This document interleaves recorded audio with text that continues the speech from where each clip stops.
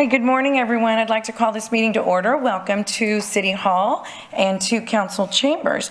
This morning, our invocation will be given by Pastor Raul Elizondo with New Life at the Cross Church. Yes, good morning, Mayor Guajardo. Good morning. Council. Let us pray together. Dear Father in heaven, we come before you with thanksgiving and gratefulness for this beautiful day and for the opportunity you give each one of us to make a difference and make our corner of the world, Corpus Christi, a little better. Father, these folks before me, they have the responsibility of leading us, but we have a responsibility to pray for them and lift them up. Thank you for the Mayor Guajardo, for our city manager, the city council, and for all the men and women who work together to make Corpus Christi better. I pray for protection, discernment, compassion, and boldness for our city leaders as they discuss, plan, and make decisions that will impact our community. Thank you for our leaders who make the needs of the people a priority and who dedicate and commit countless hours to ensure that Corpus Christi continues to grow stronger and better each and every day. Father, may you guide and strengthen this amazing team of city leaders in every decision they make. We pray for your blessing over our city, Corpus Christi. In the name of Jesus, amen. Amen. Thank you so much, Pastor. And our Pledge of Allegiance to the flag of the United States and to the Texas state flag will be led by Harlow Arnold. She is a sixth grader at Incarnate Word Academy. She is, she was first place for the Sonatina and Sonato International Youth Piano Competition. She runs cross country, track and field, basketball, and volleyball. Harlow, welcome. Go Angels. Good morning. Please join me in the Pledge of Allegiance. I pledge allegiance To the flag of the United States of America and to the republic for which it stands, one nation, under God, indivisible, with liberty and justice for all. Please join me in honoring the Texas flag. Honor the Texas flag. I Pledge allegiance to thee, Texas, one state, under God, one and indivisible. Harlow, thank you. Ms. Huerta, would you please call the roll? Mayor Paulette Guajardo. Present. Council members Roland Barrera. Here. Sylvia Campos. Gil Hernandez. Here. Michael Hunter. Jim Klein. Here. Mike Pesley. Here. Everett Roy. Here. Dan Suckley. City Manager Peter Zanoni. Present. City Attorney Miles Risley. Mayor and Council, a quorum of the Council and the required charter officers are present to conduct the meeting. Great, thank you, Ms. Huerta. Now we'll move on to Section E, our city manager's comments and update on city operations. Mr. Zanoni. Great. Thank you, Mayor, and good morning, Mayor and members of the council and the community. I'm very pleased this morning to welcome and introduce a very special guest for this morning's city manager's report, and that would be Betty Guerrero. She is a volunteer fitness coordinator who volunteers her time at our senior centers, helping her friends and other seniors across the community. I met Betty for the first time a few weeks ago at the District 1 budget input session, the more engaging one, and that format allowed me to meet Betty, and we talked for quite a bit, and she talked about a little bit about the concerns of senior centers, but more so about what she does, which is volunteer to keep seniors fit. And I met her again at the District 3 community input session a few days later at Moye, and she talked even more then. So I was extremely, and I still continue to be extremely impressed by Betty and her sense of service to others in our community. In 2008, so a long time ago, in 2008, Betty joined her friend at the Greenwood Senior Center, where she started to attend classes there, fitness classes. So she was a student at one point, and because of her enthusiasm and passion for fitness, it wasn't long before she was asked to be a substitute instructor for the main instructor. And so from 2008 until today, the rest is Betty's story, and she's going to tell us a little bit about it here momentarily. So that's a total of 16 years that Betty has been volunteering for the city. That's tremendous. And she has shared her passion for health and wellness and has taught fitness classes at 3 of our senior centers, Greenwood, Lindale, and the Broadmoor Center as well. Her class sizes range from 10 to 12 students every day of the week. And she was telling me at our community input session that one of her clients is a 90-year-old individual who still makes it to the senior center to train with Betty and meet our friends and have a great meal from the city as well. Just a little bit more on Betty, and then we're going to have her come up here. Betty is a Corpus Christian. She was born and raised here. She's been married for 57 years, and she has 2 children and 5 grandchildren. And so we're glad you're here, Betty. Betty has such a great story that I wanted her to come and talk to the council just to tell us what she does, the council and the community. And Betty, come up to the microphone and tell us what you told me, and then we're going to show a short video after Betty speaks for a moment. Go ahead, Betty. Yes, ma'am. Thank you. Good morning, Mayor Wajado and City Council members. It's a pleasure to be here and to let everybody know what's going on and how much I love doing what I do. It's, I think I was directed by God in that direction because I hadn't thought about it much before, but I remember going, and at first my friend would tell me, and I would say, I'm gonna go, I'll make time, I'm gonna go. And I was walking at the mall with her, and then finally one day she says, when are you coming? And I went, and it became history. I was drawn there, and I just love it. And it just fills me up with so much love that I can give, and the joy we share so much. It's just a pleasure that, you know, it's just my passion to help these people to continue to move. And it's so beneficial. This is, you know, to keep on moving.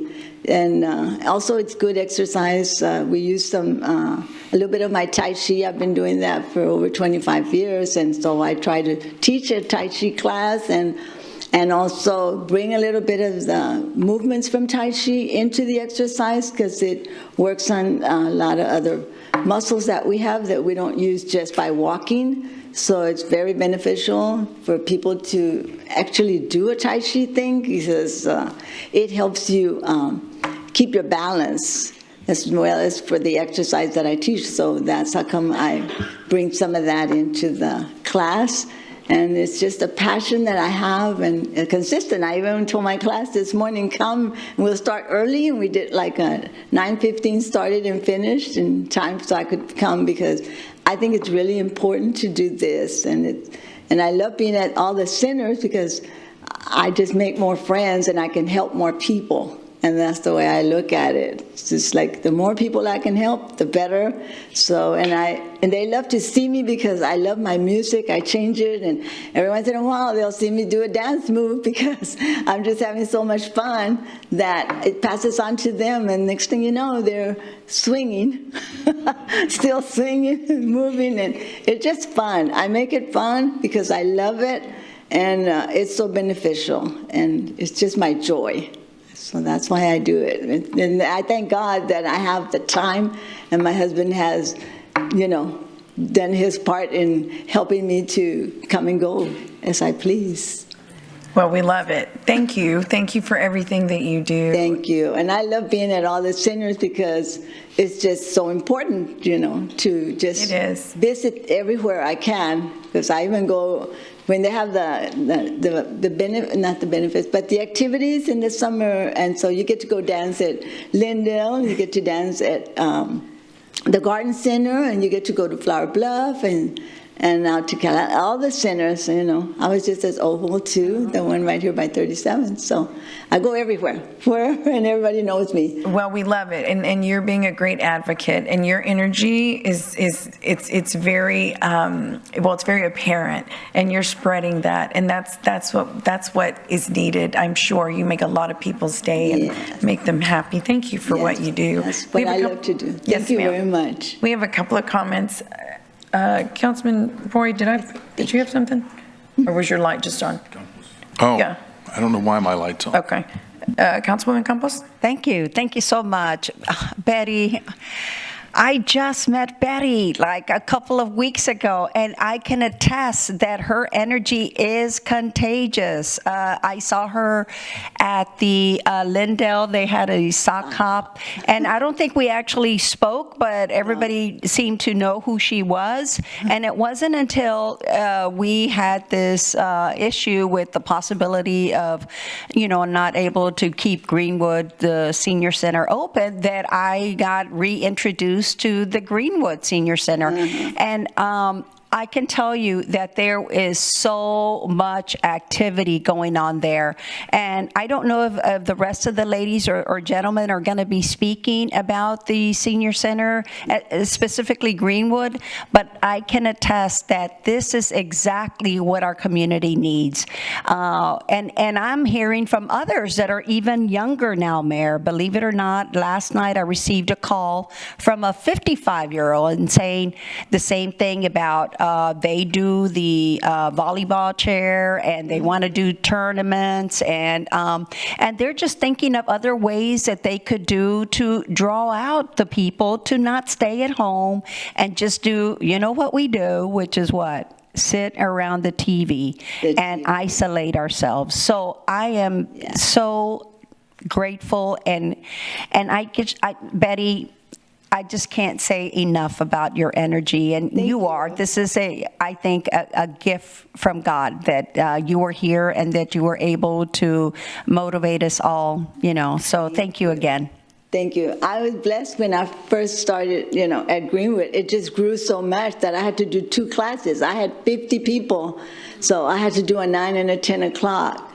And now at Lindell, we're so many. We hit over 30 people in my class, so we have to do it in the cafeteria because we don't fit in the exercise room. So to me, I can see what I can do at different centers, and if I could, I would go to all the centers to just encourage more people. I mean, if I could, I would drive here and there. Right, you're doing great, Betty. They tried to pay me, and I said, no, I'll just keep volunteering because it's so much fun. I love it, and I'm just blessed to be able to do it. So I said, no, don't pay me. I'll just keep being a volunteer. Yeah, Betty's it's not a job. It's joy. She's been volunteering for 16 years. I mean, that's unreal. We have a short video, Betty, so the council can see some of your training, and we're going to roll it right now. Okay. This is in one of our senior centers where Betty does, you can see exactly what she does with our seniors. My name is Betty. I started at Greenwood 16 years ago, we estimated. Every time I have a class, I get somebody new. I try to incorporate a lot for the legs and also moving the arms and the wrists, especially, the people that have arthritis.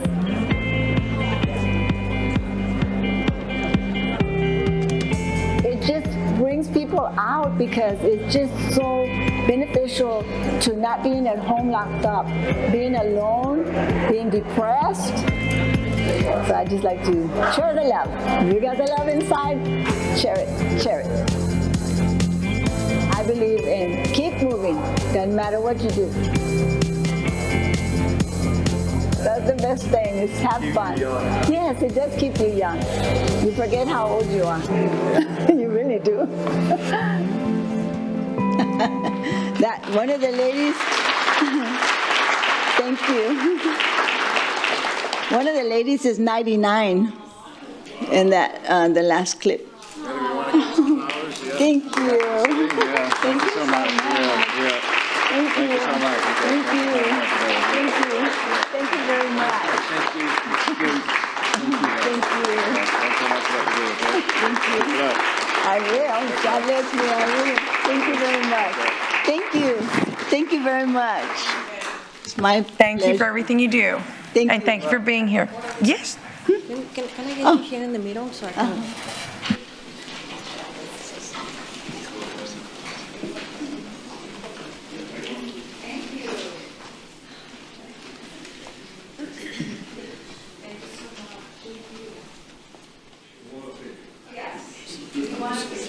So look over here.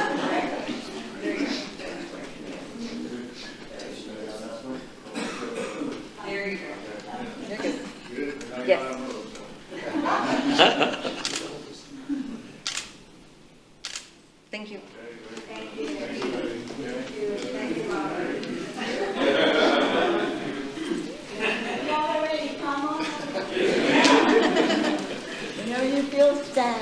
or whenever you feel stiff, follow me. Great. Okay, well, thank you to Betty, and thank you to all our seniors who do use our senior centers. I mean, without the seniors attending, we wouldn't have much of a program. So our second item, Mayor, is an update on the Texas Municipal League Municipal Policy Summit that took place recently, and Ryan Skrabacek represented the city at it. He's going to speak this morning. Ryan, as you know, is our Intergovernmental Relations Director, and he'll provide a recap on the Texas Municipal League's Municipal Policy Summit. It was held in Austin earlier this month from August 12 through 13, and Ryan attended. Delegates from municipalities from across the state gathered there to review upcoming policy initiatives for what will be the 89th legislative session. And that 89th Texas legislative session begins soon. It'll begin January 14 of 2025, and it will go through June 2nd of that year, 2025. So Ryan's here to share some of the feedback from there. And Ryan, thank you for going and representing the city during that important time. So Ryan? Yes, sir. Happy to. Again, Ryan Skrabacek, Director of Intergovernmental Relations for the city, Mayor, Council. Good morning. I know we'll have public comment we need to get to, so we'll get through as much of this presentation as possible. And there is a slideshow. So to start with, as it's coming up. So as Peter said, the Municipal Policy Summit was held in Austin a couple of weeks ago, and it serves as the midpoint in the legislative process for the Texas Municipal League, of which the city of Corpus Christi is a member. So if you'll recall, last October, actually, at the TML annual conference, each conference they have a business meeting where all cities can go and attend. And participating in that business meeting was the first bite or first introduction to resolutions from cities, bringing forth issues that they think should be either added or modified to the league's legislative program. And so this summit is that midpoint where cities are appointed, actually, by TML to serve as delegates representing about 100 cities across the state. And we go and gather for briefings with the league's staff and other representatives that might have things of interest. We have other associations like the Clerks Association, police associations that bring forward ideas for adoption in the league's legislative program. So one of the first things that the summit looked at was actually a briefing by our consultants, Focus Advocacy, which represents the city and has represented the city of Corpus Christi for quite some time, and as well as some of the other consultants that are employed by other cities and the league, where they talked about the legislative landscape where we're looking at for 2025. And the reality is the state legislature is once again looking at a very large surplus. We'll be expecting the comptroller to issue an official revenue estimate just prior to the start of the legislative session, but as of now it stands a little more than $20 billion is what's expected to be in excess available for legislators to appropriate. We do know that statewide leaders, it was last session and is already indicated to be the case this coming session, property tax relief is a major priority. If you'll recall, there was a ballot initiative, a constitutional amendment that was put forward and approved by the voters that implemented sales tax compression for school districts, that being typically the largest portion of property tax that any one resident will pay. And for that reason, that's why I included that bullet point, is because we do expect the legislature to spend, as they did last session and through multiple special sessions, an inordinate amount of time reviewing and debating school finance. And why that's important is because any further compression or modifications made by the state to that does greatly impact local taxpayers here. And so as a city, we want to be aware of what the state is talking about. There is going to be a new makeup, particularly of the Texas House. As you can see there on the slide, we are expecting at least 32 new state representatives. And I believe as of now, the count is 10 non-returning House chairmen. That's important because chairs in both the Senate and the House dictate the policy that is allowed to move through the process. Your bill must have a hearing in that committee before it can move to the full House or Senate floor, and then therefore through the process. So new chairmen or chairwomen indicate a new policy direction or potential new policy direction for the Texas House. And as a city, and something the league reiterated, we will have policy areas that we care about in nearly every committee. And so this picture changing is critically important to kind of the issues we expect to impact us. So on the screen is kind of a general matrix of, and it's not unlike the matrix that we have when the city adopts our own legislative agenda. And so to really boil down the positions that the Texas Municipal League focused on is supporting local control and opposing preemption or mandates that would impose unfunded mandates on cities and other local governments. And so that extends to obviously policy decisions, incentive tools, revenue options. In addition, cities across the state, it was pretty much unanimous, requesting additional funding for things like infrastructure on our Texas highways and making sure those are adequately funded. Water infrastructure, which this council is well familiar with, the tools that are available and continue to be enhanced by the state government. And things that are municipal services but maybe have mandates from the state government, like some of the police reforms that were made in the last couple of sessions. So the process will go on. That was not the final step by any means. In fact, it was, as I said, serves as a midpoint to review where the league will head next. So in October, as you're well aware, TML will gather at its annual conference, and there will be another annual business meeting where resolutions from last year's TML annual conference, the report from the summit, which was just issued, as well as new resolutions will be considered at their annual business meeting. And that will then go to the TML board, where they will make the final decision on the league's legislative priorities for the 89th Texas legislative session. And with that, I'll stand for any questions, or if you'd prefer, I can wait until after public comment. 11, no, we've got a few minutes. Councilman Presley.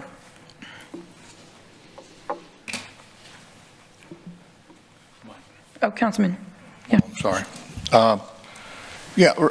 So Ryan, will you be, I guess, working with council, city manager, and staff to put together a resolution of our desires that we will submit before the legislature meets? Good question. So we will be doing a couple of things. Obviously, the city will need to readopt its federal and state legislative agendas. Okay. And those documents, which we hope to bring to council we need to bring this fall. Ideally, I'd like to aim for the month of September. And the reason being that gives us enough time to look at what initiatives we might need to be proactively pursuing, but also inform anything we might do at TML's annual conference. But I can tell you, having looked at the previous agenda this council adopted in 2022 and the TML's legislative agenda, it's not dissimilar. So we won't need to submit a resolution for the entire agenda, so to speak. Okay. But really what the way that TML has transitioned their own legislative program, they've gone from reviewing each individual platform to a fixed overall agenda, and then requesting that cities make amendments or tweaks therein. And so it doesn't need to be wholly readopted, if that makes sense. Okay. Okay, great. Well, thank you very much for keeping us up to date. And, as we saw in the last legislative session, it's very important for us to pay attention to what they're doing there. I would submit, sir, that this is probably going to be just as, if not a more important session. Yeah. The impact on local government will be pretty profound. Yeah. Okay. Thank you very much. Thank you, Councilman. Ryan, as you well know, property tax relief has been a very primary focus for leadership here, on this council and city. So please do keep us apprised of all the happenings. We want to make sure, and I want to make sure I lend my voice in the session where it needs to be, or continue to. Yes, ma'am. We are working with yourself and other council members as we prepare the city's legislative agenda, and I've heard that reiterated by several council members who want to be notified of issues that we have a position on, of when that opportunity presents itself, particularly in Austin, for them to participate in that process. Perfect. Councilwoman? Campos? Thank you, Mayor. Can you remind me, Ryan, about what you had said before earlier about the legislature changing legislation, I guess, about what you do, like your advocacy for the city? What is it that we need to make sure that we promote and that we, because you had mentioned that it looks like they're trying to get some of our, like our interests, well, how should I say it? They have a lot more, I guess, litigators and. If I can. Yeah. There have been efforts in recent sessions to try to eliminate the ability of cities and other local governments of having representatives in Austin that serve as boots on the ground in the sense that they're actively able on a day-to-day basis to participate in that process. I'm not there every single day during the legislative session as our, mayor and council. You have obligations to run this local government. And so I think what we would look to do is make sure that cities in particular, but local governments have the opportunity to have those advocates there and present and participating in the process. And I guess the word that I was looking for was lobbyist, even though there seems to be a negative connotation when you say lobbyist, but really you are advocating for us, for the city, what we need for cities to run properly. That's like, what we had to deal with last year with the Death Star. I mean, thank goodness that we haven't seen that much of an impact in our city. But I know that when it comes to, let's say, pets, or, maybe the short-term rentals, that kind of thing, I know it didn't used to, or I didn't pay that much attention, I guess, before I got elected.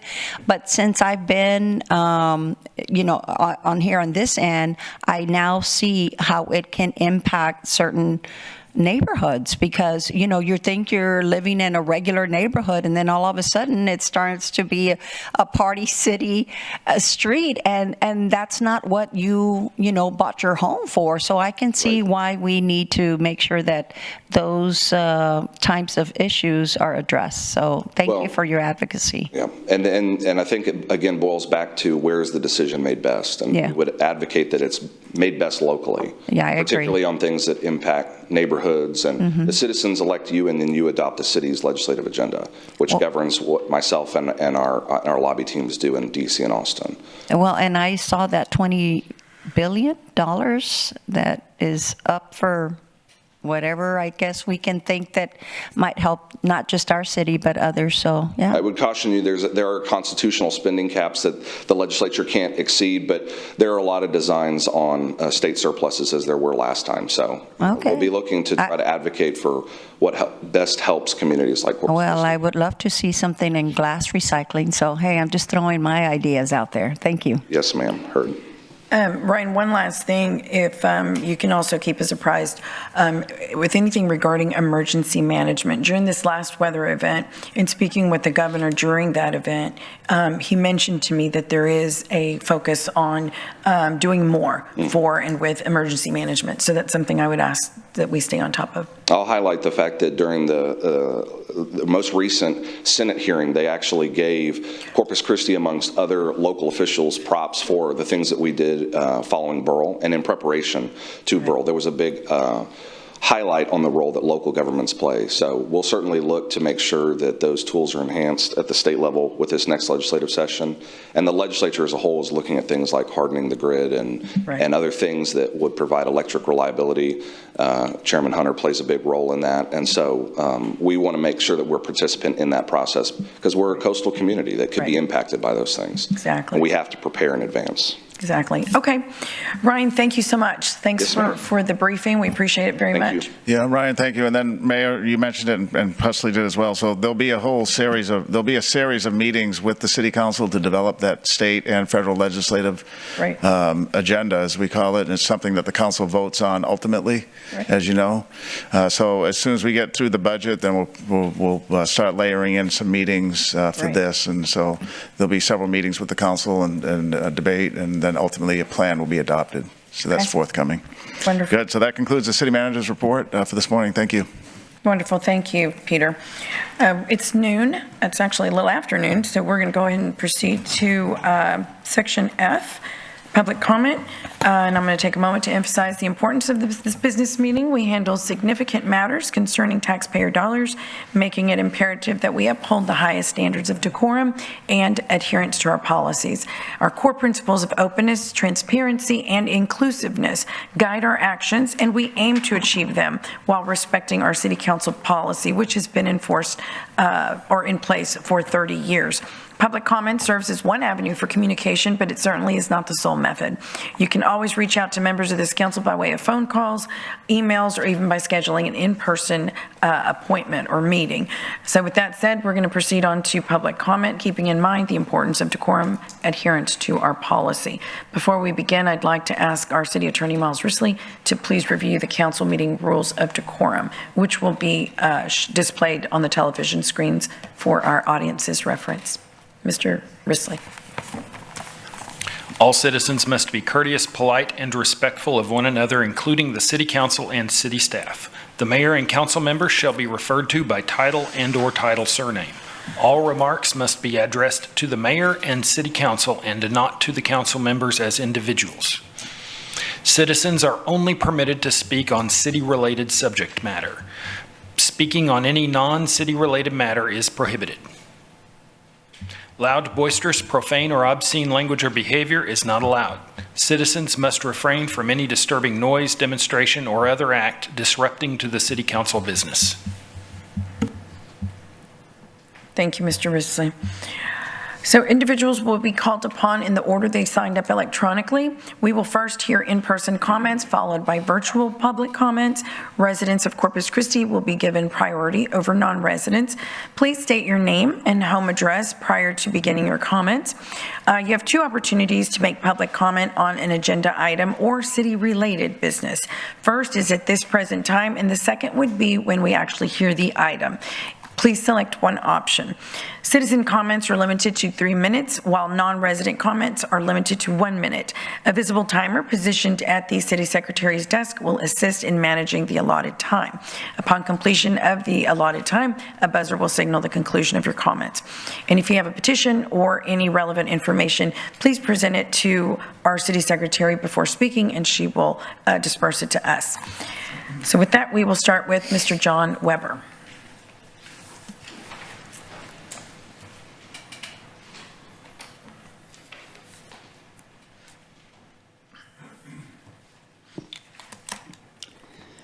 John Weber, 609 Naples Street. Please play video.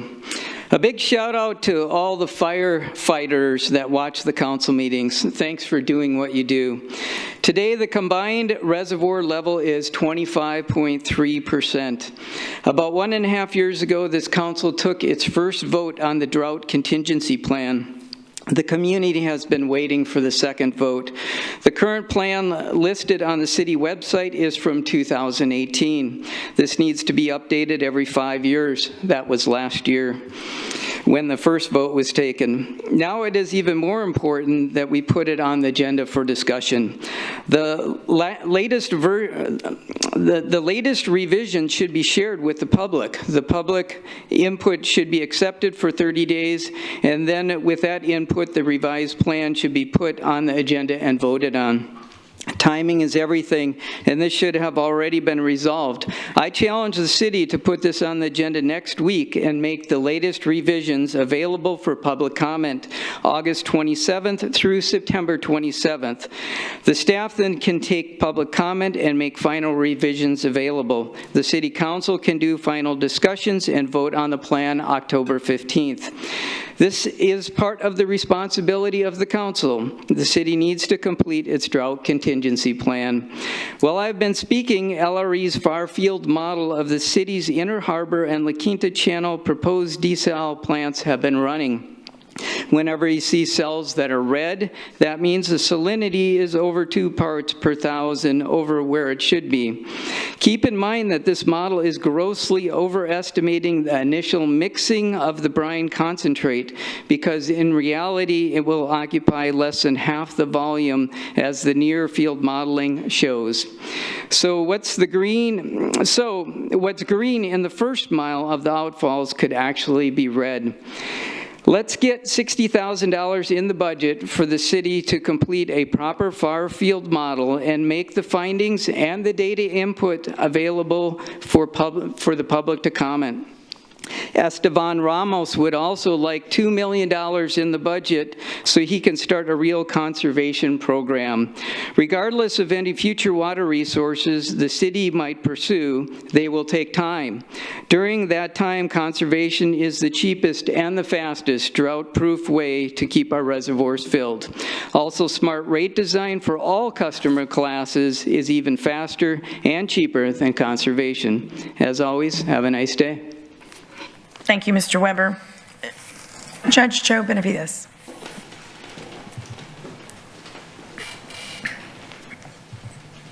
Was this 3 minutes or? 3. 3, okay. Thank you, Honorable Mayor and the council members here at City of Corpus Christi. Beautiful facilities, just thank you. Impressive.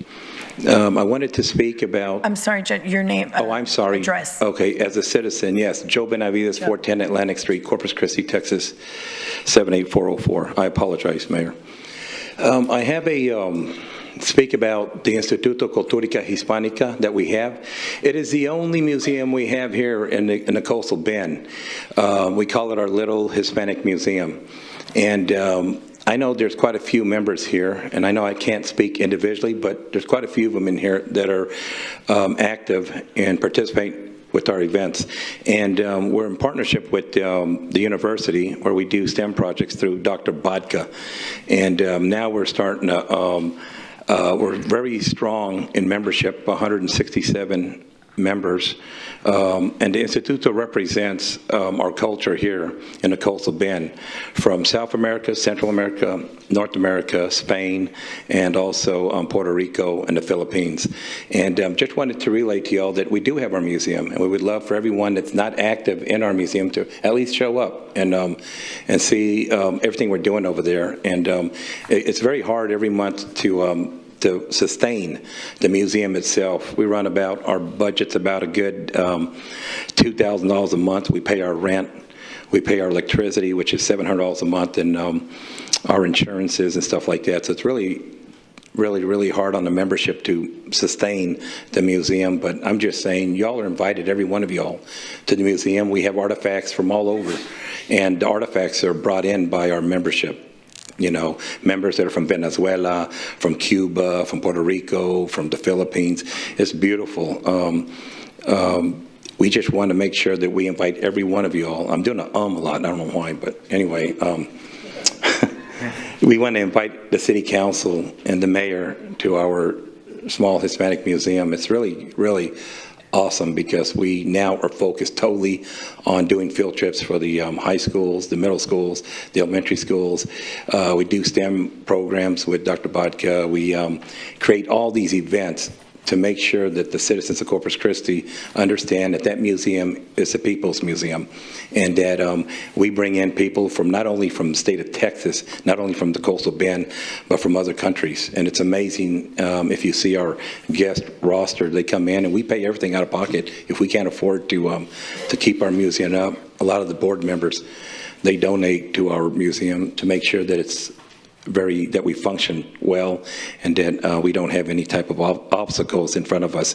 One person that really is that's helped us out a lot is with the leadership of Robert Dodd, the park director. And I want to just say thank you so much for all you've done, and thank you to the mayor and the city council.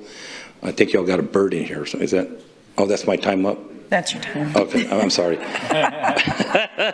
Y'all have a good one. God bless y'all. Thank you. Very charming. I thought it was a bird. Thank you so much. Yes, ma'am. Thank you. Susie Saldana.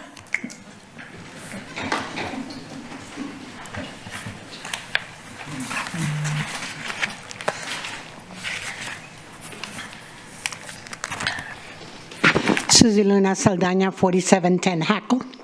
I'm here to clarify the clarification of facts. You know, at last week's meeting, I was told that, hey, we all vote together at one time, so there's no tiebreakers. But let me tell you, we know enough that when you go in that back room, you decide what your votes are going to be. You know who's going to vote for what. Or as a leader, you should. So you knew very well when you went into the back room that there would be a 4-4 vote. And a leader, a true leader, makes a decision for the people. A true leader. And that is one of the things that I'm looking at. When I tell you that I know there was a 4-4 vote and a tiebreaker, there was. And that is a clarification of fact. We're not dumb.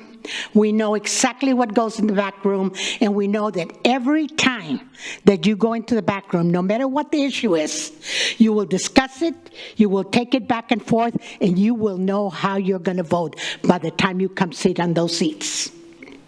So, when you want to clarify facts, remember one thing. We know what goes on in the back room.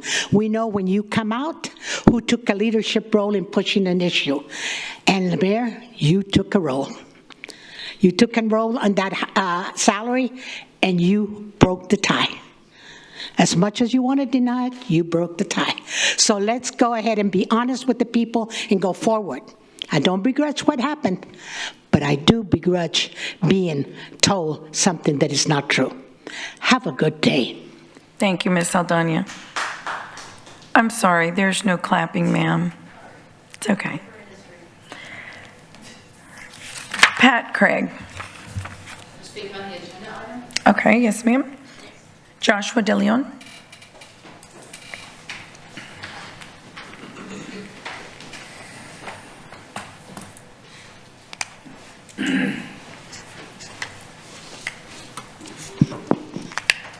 I don't know how I'm going to follow that up.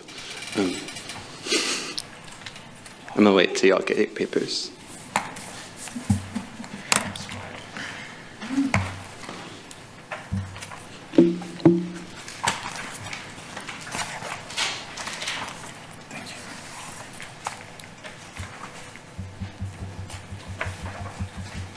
Okay, I'll go get started.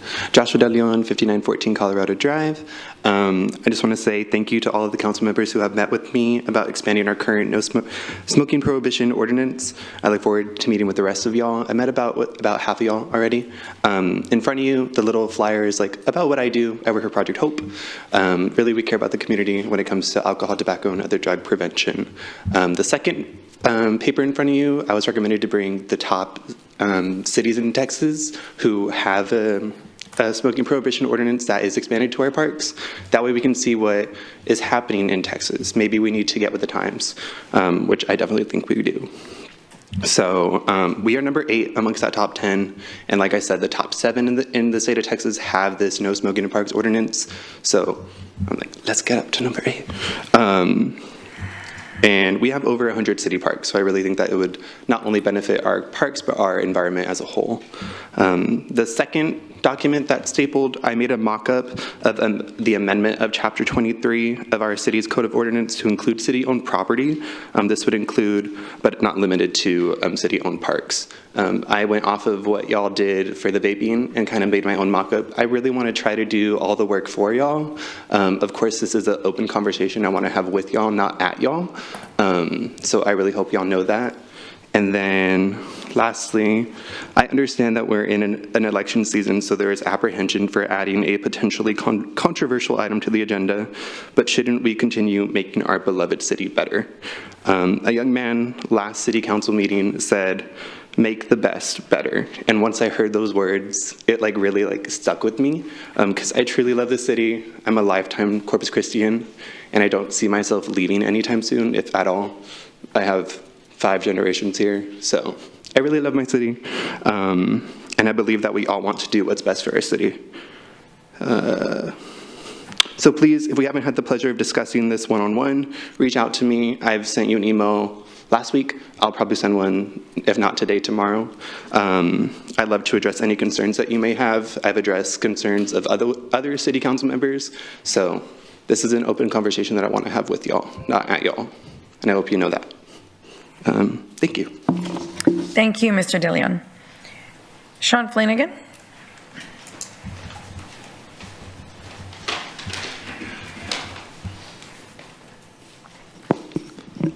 My name's Sean Flanagan. I live at 4218 Herndon Street. The opinions I'm about to give are my own.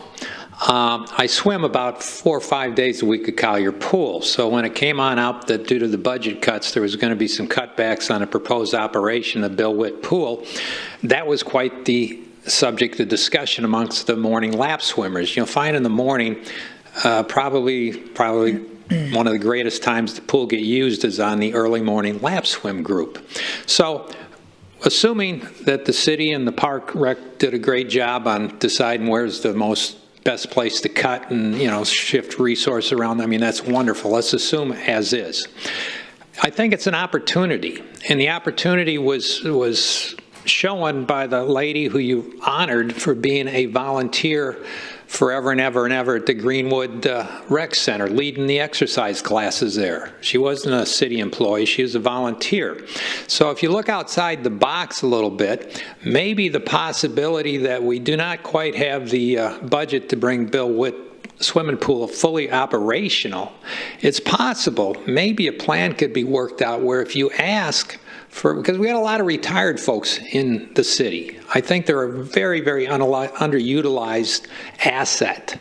If you put out a deal or you set up a possibility where you get some volunteer lifeguards to operate from a couple hours in the morning so you could have lap swim at Bill Witt Pool throughout the year, or whenever it's possible, that would be possibly a way that you could deal with the budget shortfall without requiring more money or shifting money from somewhere else. Oh yeah, the folks at Collier sure don't want you to shift any money from Collier or any pool hours there. But the deal is like if we utilize our citizens the way that this lady utilized her time and effort, and you know, I don't know the circumstances, but if you make it possible, you think outside the box a little bit, and you enable our Parks and Rec director to, you know, start a program where you get some volunteer lifeguards that are willing to work, give up themselves and their time for the greater good, I think you might get a positive response, and we could solve problems and make things even better. So thank you for your time. Thank you, Mr. Flanagan. Rachel Caballero.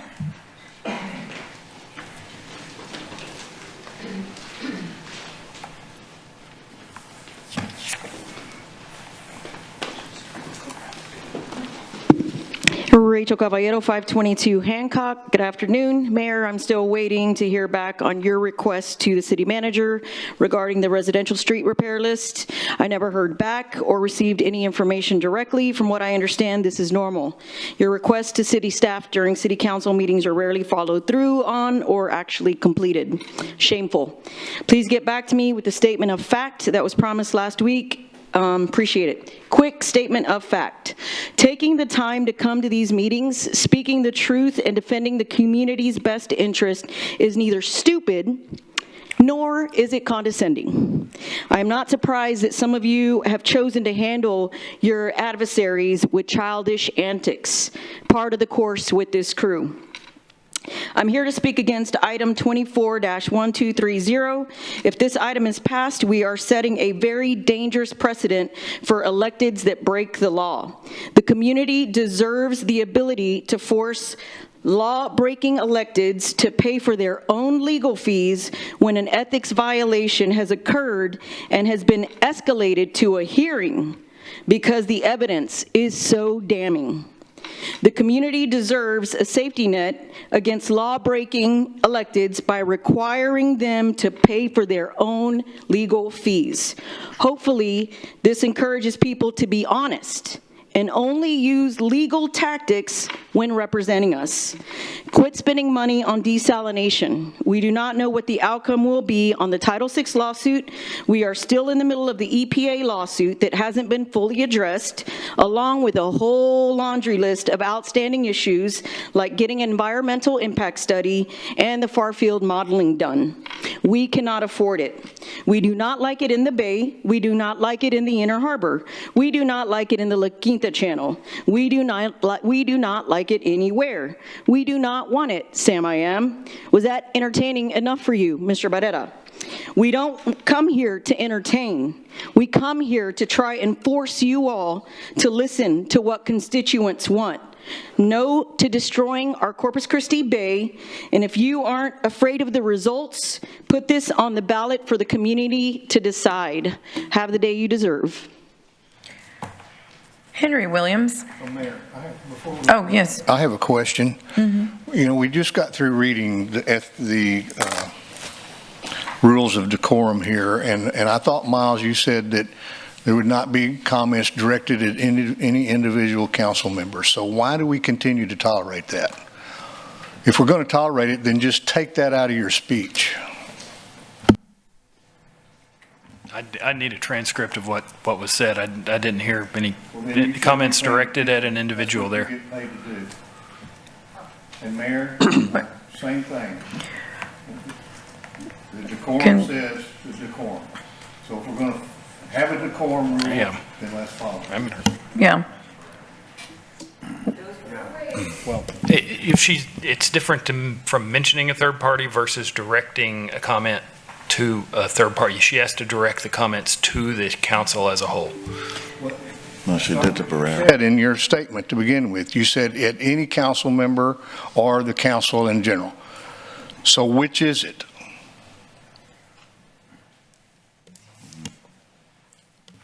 Say again.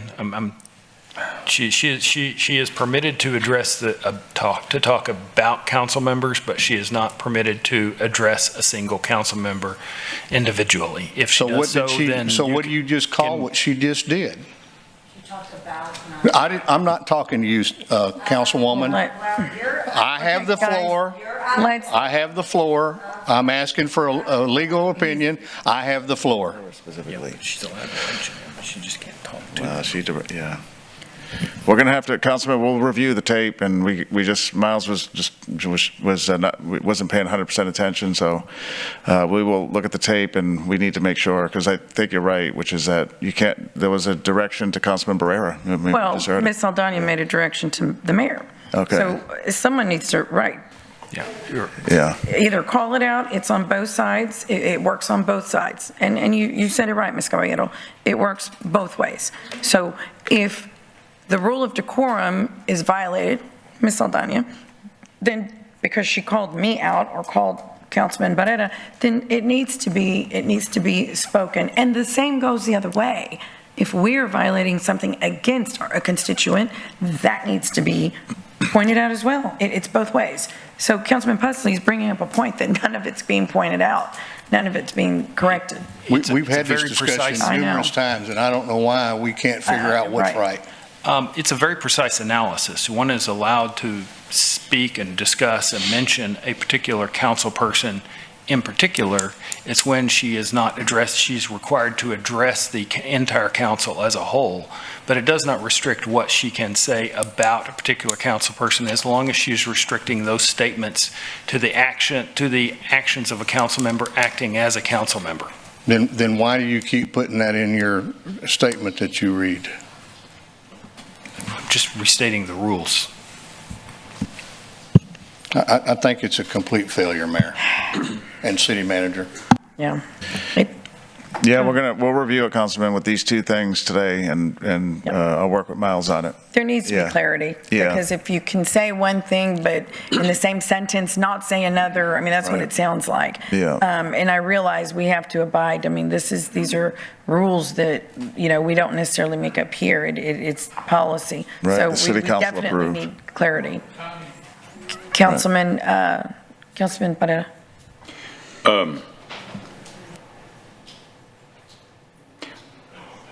You know, I'm guessing that the comments were directed with regard to a statement I made on the radio this morning that at times public comment can be entertaining. And the reason being, and once again, entertainment is relative. You know, condescension is relative. Now, I think I want to commend everyone up here because typically when, as I like to use the term, someone lobbing spitwads, for the most part, all of us treat the public with respect. And, you know, I think sometimes my personal opinion is that just as the character of the individual that is doing that. However, I would agree with my colleague that there just needs to be some clarification at some time or another. You know, I don't know. I know that's the whole thing. The purpose of usually that type of commentary is just to take a jab. I mean, if somebody wants to visit with you or somebody, you know, so I don't know how you police that. I really don't. Because once again, humor, entertainment, condescension, it's all relative.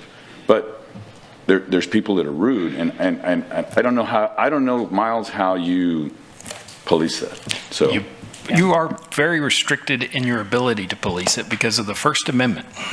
You're required to present remarks to the mayor and city council.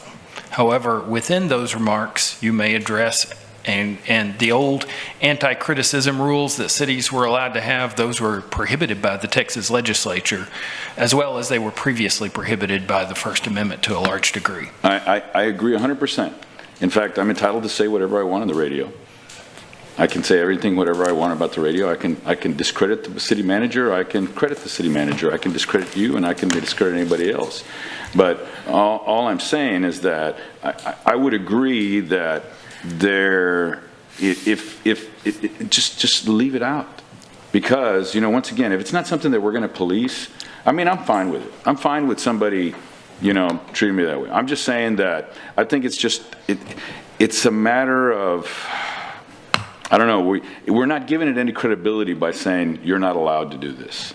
You know, so what is it? That's the case. So thank you very much. I said my piece. I just wanted to at least share with my colleague that I understand his frustration. Thank you. Thanks, Councilman. Councilman Hunter, and then we'll move on. Thank you, Mayor. I'm actually kind of shocked about this. Miles, who has the authority for rules of decorum? The chair of the meeting, actually. Correct. Controls the rules. So, council members, you're sitting here attacking Miles for the last 8 to 10 years. It is not in his authority to stop him. Yeah, it is. We've had this No, meeting. it's not. No. He has the hammer. I mean, you have the hammer. He does not. You're right, but what he's asking about, Councilman, is not authority. What Councilman Pusley's asking about, and we're moving on, is whether there's a violation. And that's what's unclear. And it's been unclear because we've had multiple meetings about it. So anyway, you're going to go ahead and please look at this. We need clarity clearly. Thank you. Pastor Williams, thank you for your patience. To the Mayor, City Council, City Secretary, City Manager. Mayor, the item that I would like to address this afternoon, it has to do with the... Reverend Williams, I'm so sorry to interrupt. Can you state your name and address, please? State your name and address, please. Henry Williams, 2422 Summer Street, Corpus Christi, Texas, zip code 78407. I would like to address an element of our population that you may or may not be aware of. And it has to do with disabled persons who reside in wheelchairs. There are a number of persons in our community who are not ambulatory, that is, who reside in their wheelchairs and they're homeless. There's a woman who lives at the Habitat for Humanity building, which is located at Coke and LePan Streets. This woman lives there at night, okay? And she is disabled, but she lives in a wheelchair there, okay? And there's another instance of a man who lives in a wheelchair who frequents the H-E-B store parking lot, okay, at Leopard and Nueces Bay Boulevard. we have these individuals, grossly disabled, okay? And when they do not have the ability, okay, to remove themselves from weather that is simply unlivable, okay? Whether it's too hot, whether it's too cold, this sort of thing. And this woman lives under the shed there at the Habitat for Humanity building. I would like to lay before you, city government, what we can do to help these kinds of people in our community. And it's my understanding that the budget has removed homelessness or homeless assistance from the 2025 budget. And I would like to encourage you to keep that matter on the budget, because there are a number of people, many people, who have great need in our community of assistance because they are not able to assist themselves.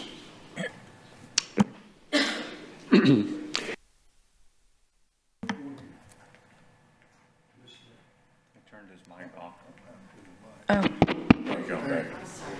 Can you hear me? Yes. You know, and we're told scripturally that when we do not forget the poor and the needy, God will bless us. And we certainly want his blessings upon our community. Thank you for your time. Pastor, thank you. Marilena Garza? Marilena.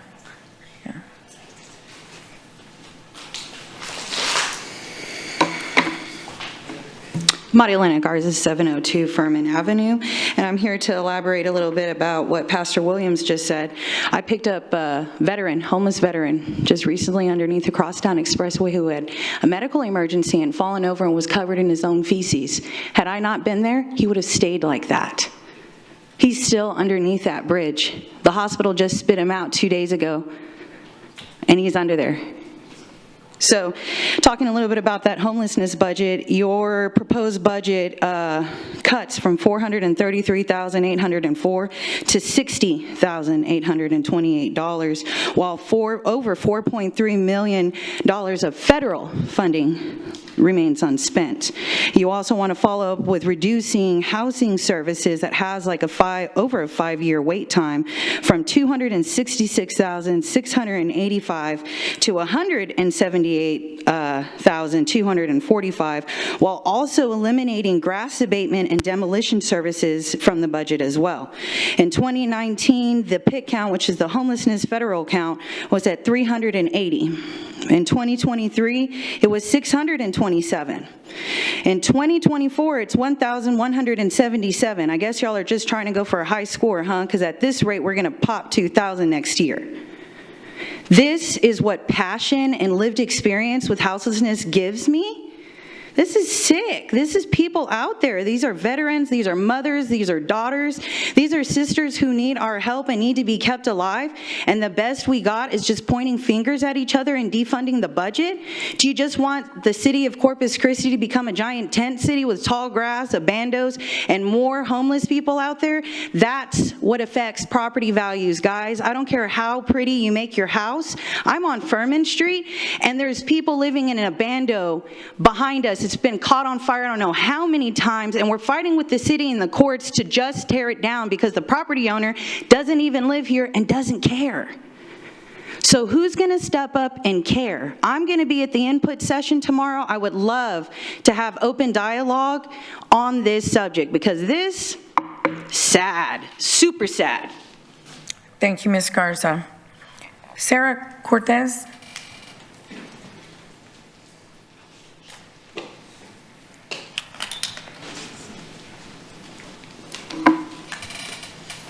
Hi, my name is Sarah Cortez. I live at 1417 Horn Road, and I'm just here for the seniors at Greenwood. I've never gone to the senior center. My mom used to go there, and now I started going there. I wish I would have known about it when I was like in my 50s, because all I did was sit down and watch TV and gain weight. But now, thanks to the center and Miss Betty, I'm exercising, socializing, and meeting people and doing activities. And I love the staff there, and they feed us really good. And I would like for it to stay with the city and not WellMed or anything else like that. Thank you. Thank you, Ms. Cortez. Jesusa Garcia?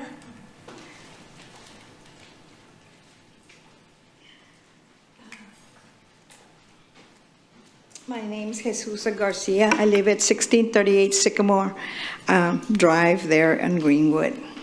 And I just turned 67 and never been in a center before, but my mother did. She was in Greenwood in 1980. She was 85. She just passed away a week ago. I know that I miss her, but I am happy that I'm there at Senior Center because since COVID, they closed for those 4 years, but they made that center so gorgeous and clean, and it's just beautiful to be there with all of my friends that I've met. And I finished my teaching with early childhood credentials with Head Start, so I'm bringing them there with all my sisters in Christ. They're there that are my friends there at Senior Center. And we thank God for our seniors at Greenwood. We do not want to lose what the city does for us seniors. Elderly have so much love and wisdom in development. And we do have, socializing classes with a lot of our friends there because the staff are so kind and loving and just listen to our just what we want to learn there. We use our mind and relate to each other of what we are interested in and doing with other younger and older persons, like the fun games, and we have puzzles. We have the so many things that our minds are being kept developed. And that's what we want, because my mom, when she passed away for hospice for that year, she had a dementia. So this was one of my volunteer thoughts to them, to the staff, for the beautiful things and supplies they support us with to keep just strong. Our brain needs to be strong. I know our bodies need to be strong too, but being that I was an early child daycare giver, and taking some college courses, development is very important, even for us. Amen. Thank you. Very important. Thank you, Ms. Garcia. Thank you for coming down here. So that concludes our in-person public comment. We have Chloe Torres, who is on WebEx phone. And then we have one video, Catherine Barnes. Yes, ma'am. So, Ms. Torres, are you online? Hi, can you hear me? Yes, we can. Go ahead and state your name and address, please. I'm sorry. No, go ahead. Great. Before we start the timer, can I just ask for a reasonable accommodation? I need 5 to 10 more seconds added on to my public comment. I have COVID right now. It's actually really hard for me to catch my breath, even though I'm sitting down. I will do 100% my best to stay within my 3 minutes, but I just wanted to ask before I started. Okay, go ahead, ma'am. Go ahead and start. Okay, excellent. My name is Chloe Torres, reside at 3302 Casa Bonita. During the week of August 5th, I attended all 3 budget input sessions and can only characterize them negatively. The format of the sessions had completely changed with no prior notice.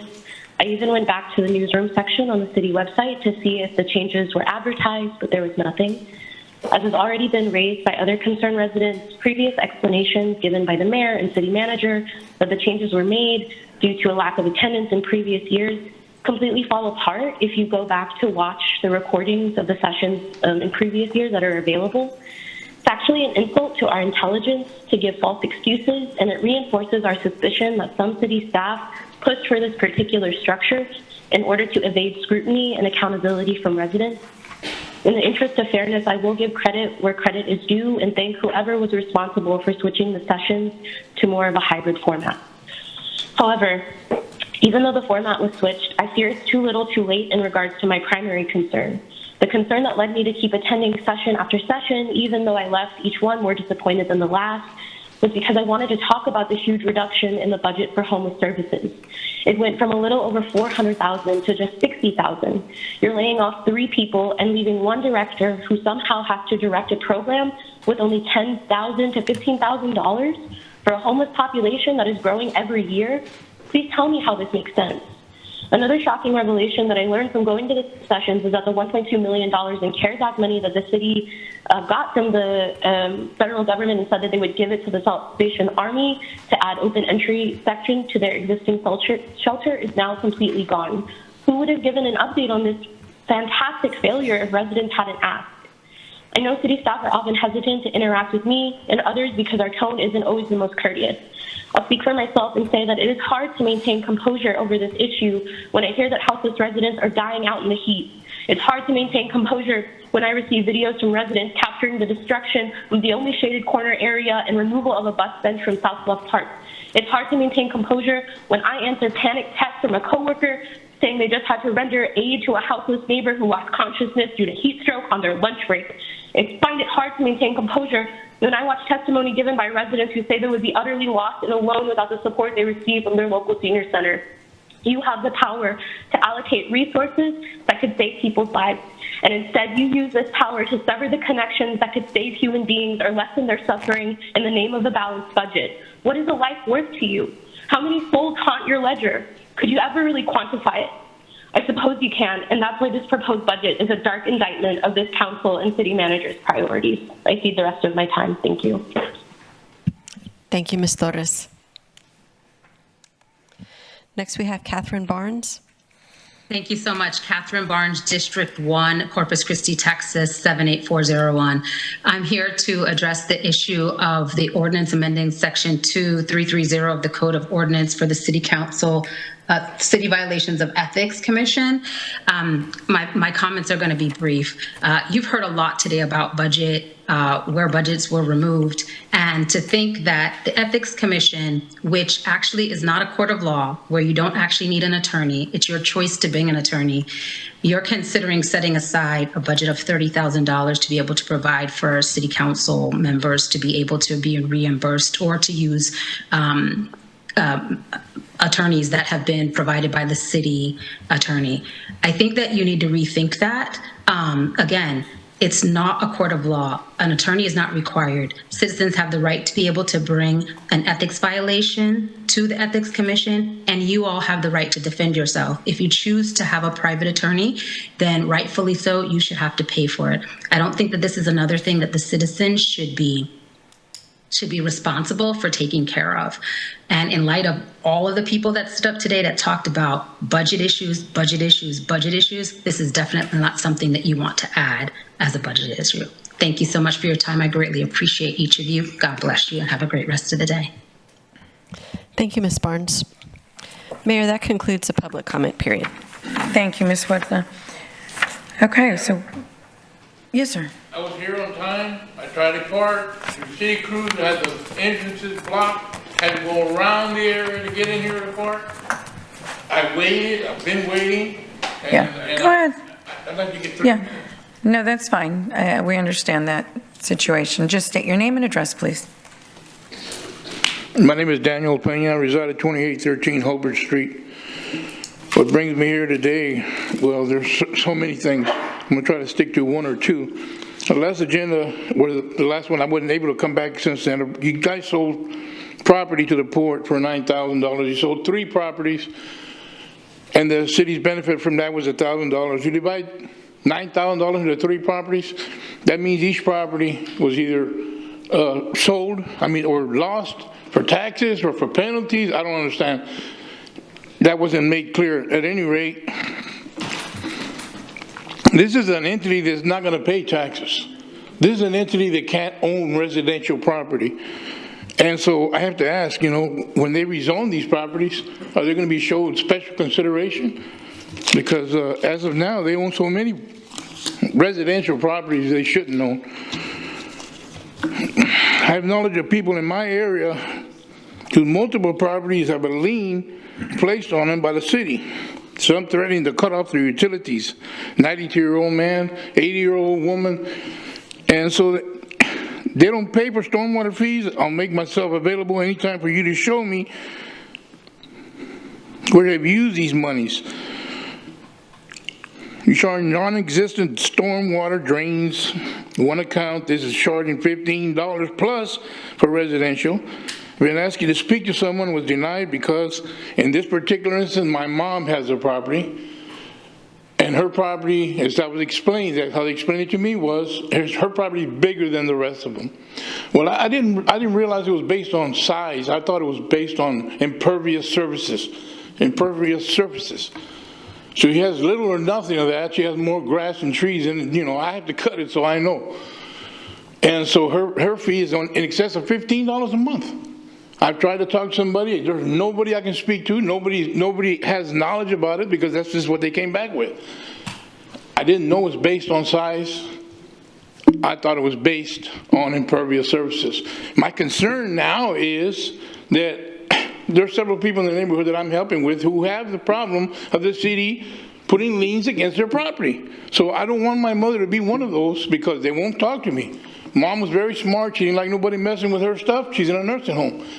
So she has codes and stuff so nobody can talk to her about her bills or meddle in her business, as she put it.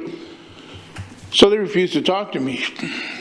So her bill is getting bigger and her fines are getting bigger. And my concern is that she's going to get liens put on her property. I mean, you sold properties for $3,000 to the poor. Jesus Christ, I mean, can you buy a piece of property for $3,000 nowadays? How did you manage to do that? This is my concern. Although it exists in the whole neighborhood, I'm here because of my mom's property, because I know this is happening. Conveniently, they won't talk to me, but now they're sending the bills care of Daniel Pena. And so I don't understand. They won't speak to me about the situation itself, but they put my name on the bill. So anyway. Mr. Pena, well, thank you for coming down. I don't know if there's anything. No, I know I've worked with Mr. Pena over the 5 years, so we'll make sure we engage him and see what's going on. Yeah, thank you for being there, Mr. Pena. We'll work with you. Yes, sir. Okay. Okay, so that concludes our public comment, our in-person public comment, and we'll move on to section G, which is our briefings. And we have this morning this afternoon, council update from our Port Commission appointees, Commissioner Guerra, Commissioner Engel. Are we missing one or waiting on Commissioner Ahuja? He is out of town. Okay. Sorry. Okay. Good morning or good afternoon. And before I forget, we have another commissioner with us, and I don't want to. I'm going to introduce her. And our CEO. Yes, Okay, yes, I will. Yes, Thank you so much, though. First of all, I'm David Engel, 230 Amistad. I've got the honor of being the chairman of the Port of Corpus Christi this year. It's my 11th year as a commissioner. Thank you for the city council appointees. I got Gabe Guerra here, who's our secretary this year, and he's, I think, finishing his third year. Yeah. And then we've got Commissioner Gonzalez, who's in her second year. She's a county appointee. And we've got Kent Britton, our new CEO. He's not that new anymore. He's been here over a year in that job. So he's here to back us up in case Gabe and I get it wrong, and Diane can also correct us if we get anything wrong. Port's doing great. Our job as commissioners, the 7 of us, is really we're like a board of directors. Our job is to oversee and to do strategic planning, and basically we have a staff that starts with Ken Britton as CEO that operates and runs that port, takes care of our customers, and makes sure that the ships coming in and out of this port operate safely and get in and out safely. And knock on wood, that happens almost 99.9% of the time. The port is a utility in the way that we are just providing a waterway and infrastructure for our customers. The port, if you look at the, I don't know if they're going to put up the PowerPoint, but I think you received it, maybe you received it. Okay, I'm not going to go read it to you. Yeah, it's up, Chairman. Okay, go to the first page, please. Basically, the port, our volumes have continued to increase over the 11 years that I've been a port commissioner. I guess page 2, if they can get AB, if you can advance to the next slide, please. Thank you. Yes, sir. There we go. There you go. Yes, sir. You can see that our tonnage is up to 117.3 million tons. What does that mean?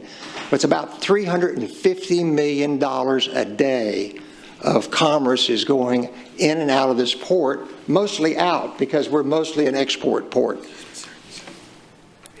Oh, okay. Thank you. I was going to say, I knew there was a technology. remote control. Technology. I'm old. But, yeah. Well, we upgraded that. You don't have to call for next. In fact, it's right here in front of me here. Thank you. Okay. Bottom line is that it's our customers that make up this tonnage. It's those customers that and I'll flip to the next slide just to come back. It's those customers that are providing the thousands of jobs, the over almost $70 billion of investment that they've made in this area over the last 8 years. It's the thousands of jobs, the hundreds of millions of dollars of tax dollars that come back to the cities, the schools, the state, the federal government. It's all coming out of little old Corpus Christi, right here, over $300 million a day. And again, it's not the port, it's those people that are basically generating those jobs. It's those people that are stimulating our economy, that gives money for your budget to help fix the streets, pay for the fire and police, and the things that we take for granted as citizens in this community. Again, our job as the port is to make sure that we take good care of those customers. We want to make sure that they have the infrastructure that they need. And of course, one of the big things that has happened over the last few years is that we're within months of finishing the deepening and widening of the channel, which Commissioner Guerra will go over with you. But the bottom line is that because we have a port that's going to have the deepest water in the whole Gulf of Mexico when we finish the project, that is why those companies located here. That's why they made the investment. And that's why they've created the jobs. And by the way, though a lot of that commerce or the investment was made in San Patricio County, a lot of those people live right here in Corpus Christi. So it's really benefits the whole region. It's not really Nueces County versus San Patricio County. We all benefit from the mouth of the port in Port Aransas all the way through Portland, all the way to the city of Corpus Christi, Robstown included.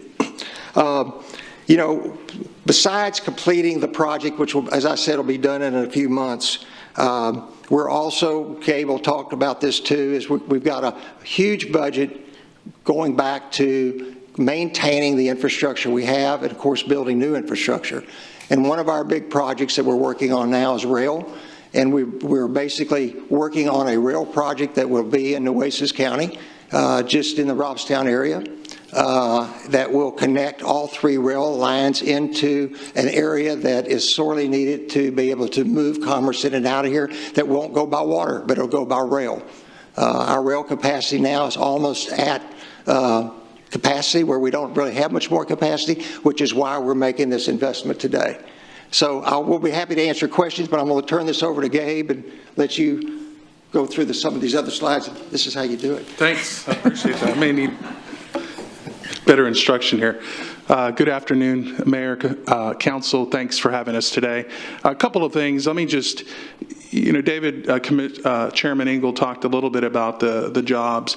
There's statistics that are out there, and those of you know that I serve as your representative to the Federal Reserve Bank, Dallas, San Antonio branch. And one of those statistics is the jobs, the indirect benefit that these companies provided. For the first time in our history, decades, our region is now at par with the state and the nation with salaries, weekly salaries. And that came from Dallas Fed Pia Orneas a year ago. Lori Logan, our new Federal Reserve President, was in Corpus Christi. Her first stop was at the port of Corpus Christi, and it's really the story about what's going on. And really a lot of you have been a part of it, people in the community. David mentioned a little bit about what's happened on the ship channel. As I got to the port, I understand this took 30 plus years to get to final fruition. You know, it's not without others who've come before us and many of you who've been a part of the community in different ways to get from phase 1 in February of 2020 from Harbor Island and the Gulf of Mexico that was completed. We're in phase 2 was completed. That's the Harbor Island west of La Quinta. Currently, we're in phase 3. It was awarded September 21, anticipated completion in Q1 of 2025. And the final phase is the chemical turn basin to Viola, and that's awarded in 23 and anticipated completion and operational in Q2 of 2025. That is a big feat when it comes to dealing with permits and other things that you all know are very difficult when we're dealing with our different federal and state agencies. The other thing that's important to understand from a very high level is what are we doing with the returns of the port to reinvest back into the community. And we've got some aging infrastructure, some of it docks that are nearly 100 years old. I say that because they are, without any major repairs or upgrades or infrastructure. So this is just a small snapshot of the engineering department's projects. On average, we spend $100 million a year in reinvestment back into the infrastructure of this port. As Chairman Engel mentioned, it is a utility that allows commerce to come in and out, and it's important that we take those financial dollars that have now come into our coffers and we go back and we maintain that. As you can see in 2023, the capital expenditures alone were 39 projects budgeted $84 million. You can see the maintenance and the professional services part of that engineering is nearly $90 million. In 2024, that number, total budget is $71 million. Again, wanting to emphasize that those numbers are closer to $100 million a year for the entire port and the other areas of the port.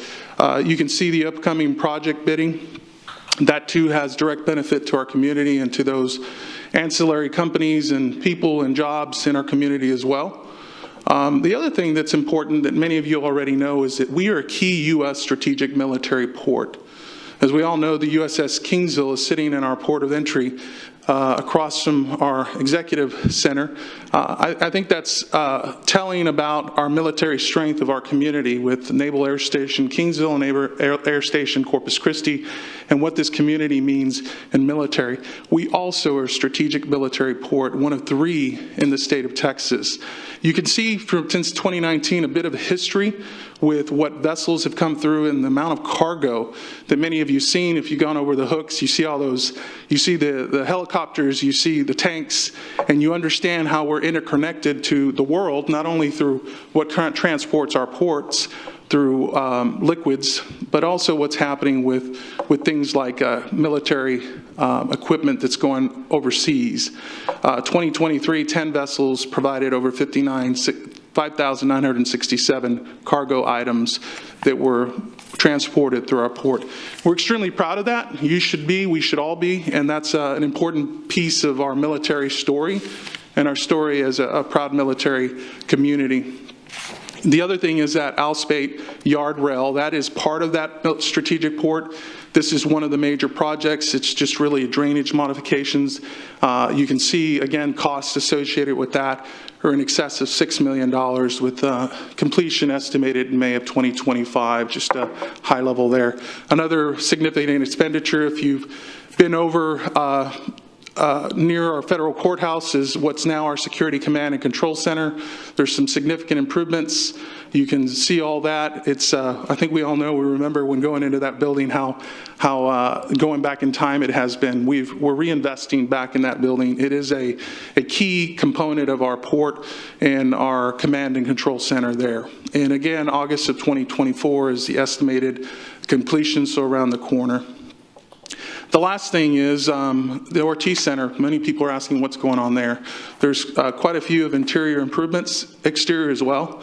And this gives you a little bit of rendering of what's happening with the Ortiz Center. And again, a reinvestment back into our infrastructure. And I'm gonna pivot back to Chairman Engel to provide you with an update to the desalination permit process overview, and we'll certainly take questions afterwards. Chairman? Thank you, Commissioner.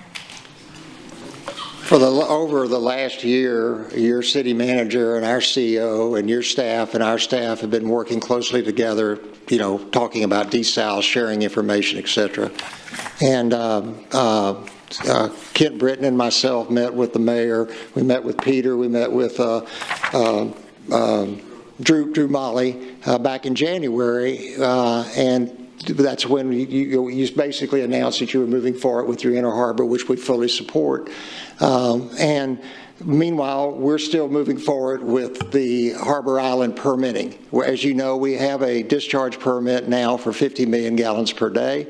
We are moving forward with getting permits for moving the discharge and the intake out into the Gulf of Mexico. And as you can see on that slide right there, though the 50 million gallons per day we've received the permit, it's under appeal in Travis County, and there's no date set for when that's going to take place. We feel very confident that we'll do fine during that appeal, but we have to go through the process. The application has been submitted for the intake in the Gulf of Mexico. Also, the application has been submitted for basically doing it in submerged land, and also the discharge. So that will go in the Gulf of Mexico. It's very expensive to do it that way, but we feel like that's the best way to do it because we feel that it's for 100 million gallons per day. We're just, based on what we think is coming to this area, we think that the 50 million gallons per day is not going to be big enough. So that's why we're getting the size up to at least 100 million gallons per day. I misspoke. The discharge has not yet been submitted, but you think it'll be a year from now? It says March of 2025? That's about 8 months. Okay. So yes, okay. All right. Okay. And then also we got to deal with the GLO and other people and some of the permitting that we have to do in order to make this happen. We're probably 2 years away from having all the permits. You're probably another 2 years before, if a plant was ever built by the city or by whomever, you're probably talking about 5 years out there. The window's not too far dissimilar from what you're talking about for the Inner Harbor. It takes a long time for these projects. The good news is we're moving forward, both the city and we're working with the city at Harbor Island. The bad news is we're out of water. The state's out of water. It's not just us. The whole state. If you draw a line from Dallas down all the way to Brownsville, east has got plenty of water, west is out of water. So what we're doing is really good for our area, and hopefully it'll be good for the state. So with that said, Gabe and I'll take some questions. Great. Thank you, commissioners, for that. On that note, since you ended with desal, I just want to underscore that discharge would be taken out to the Gulf in terms of a... We're applying to have the discharge in the Gulf, yes, right. ma'am. Okay. For 100 million gallons per day. Pardon? For 100 million right. gallons per day. Right. Yeah. Okay. Well, first of all, congratulations on the channel improvement project materially being complete. I know you mentioned it's 30 years. I remember, gosh, I guess, I don't know if it must have been phase one, just going back to the federal delegation and working to get more funding, and it's been a trudge. So congratulations. That's why Charlie has gray hair and why David has gray hair. Well, it's a huge accomplishment. It really is, and it's incredible. Thank you for supplying the numbers as well. $315 million a day. A day. That's amazing. And thank you for pointing out the partners who make that really, realistic. That said, and in looking to the future, so what can you tell us about what the port's going to do next? I know we don't necessarily look, I don't know that we're looking for another 30-year, or maybe it is, I don't know, and that's why I ask. What is the port looking at doing next for the future of, let's say, La Quinta, or what are the projects? What is it y'all are looking at now? Well, the federal government has put a big emphasis on carbon capture and the production of hydrogen and ammonia. And there's, I want to say plethora, more than 2, more than 5, probably around 10 different projects that potentially could come to our area of significant size that would create more jobs, more economic development to this area. This is green energy. This could be blue hydrogen is made stripping it out of natural gas. Green hydrogen is made out of stripping it out of water, which means the demand for water. And you have to use green power. So it means more solar, probably more wind. There's been several announcements here recently about solar farms. Some of our existing legacy industries talking about putting solar in to reduce their power consumption the conventional way. What the port is doing is we're talking and working with these potential clients along with the EDCs, both in San Patricio County and Nueces County, Regional Economic Development Commission. We're working with them to help these customers decide if they want to locate to our area. We're providing them cost estimates on infrastructure, docks, heavy haul roads, etc. We're spending money on engineering. They're spending money on engineering. Nobody's gone FID yet. In other words, they've not made a firm decision that they're going to invest the money, but they're in close contact with us. And again, we're set up for this because of the deepening and widening project. We're set up with this because we can provide the infrastructure that they need in terms of docks, space, etc., and even land that we can lease to them. So we're doing all of the above. So that's probably the next big thing that's coming our area. Is it's going to be more bent toward green, though there's probably more steel projects coming our way. There could be more petrochemical coming our way. It's because you have a port. It's your port. Does that answer your question? Well, it does. I mean, okay. Yeah, it does. Thank you. And we're just reinvesting the money back into the infrastructure. That's what we're doing with our funds. Okay. Thank you. Let me get Councilwoman Campos. Thank you. Thank you, Mayor. Can we go ahead and put up that slide with all the corporations that you mentioned? Yeah, you mentioned that are investing in our community and are paying for the roads and what have you. But the reality is they're not necessarily doing that. The reason that I say that is because we're right now in the midst of doing another possible IDA, Industrial District Agreement. So these corporations actually are not in the Corpus Christi area, and so they don't pay those taxes that would go to our schools, and to our roads, and to doing our wastewater and water. So just to clarify that. Yes, they do bring in jobs, but at a price. The other thing I wanted to mention is that we have also received information on the drought contingency plan that the port is required to have. And I understand that the reason that you have not pursued the drought contingency plan is because you actually don't have a customer. In order for the port to continue to pursue desalination, you actually have to have like a water customer, and you're not a water provider.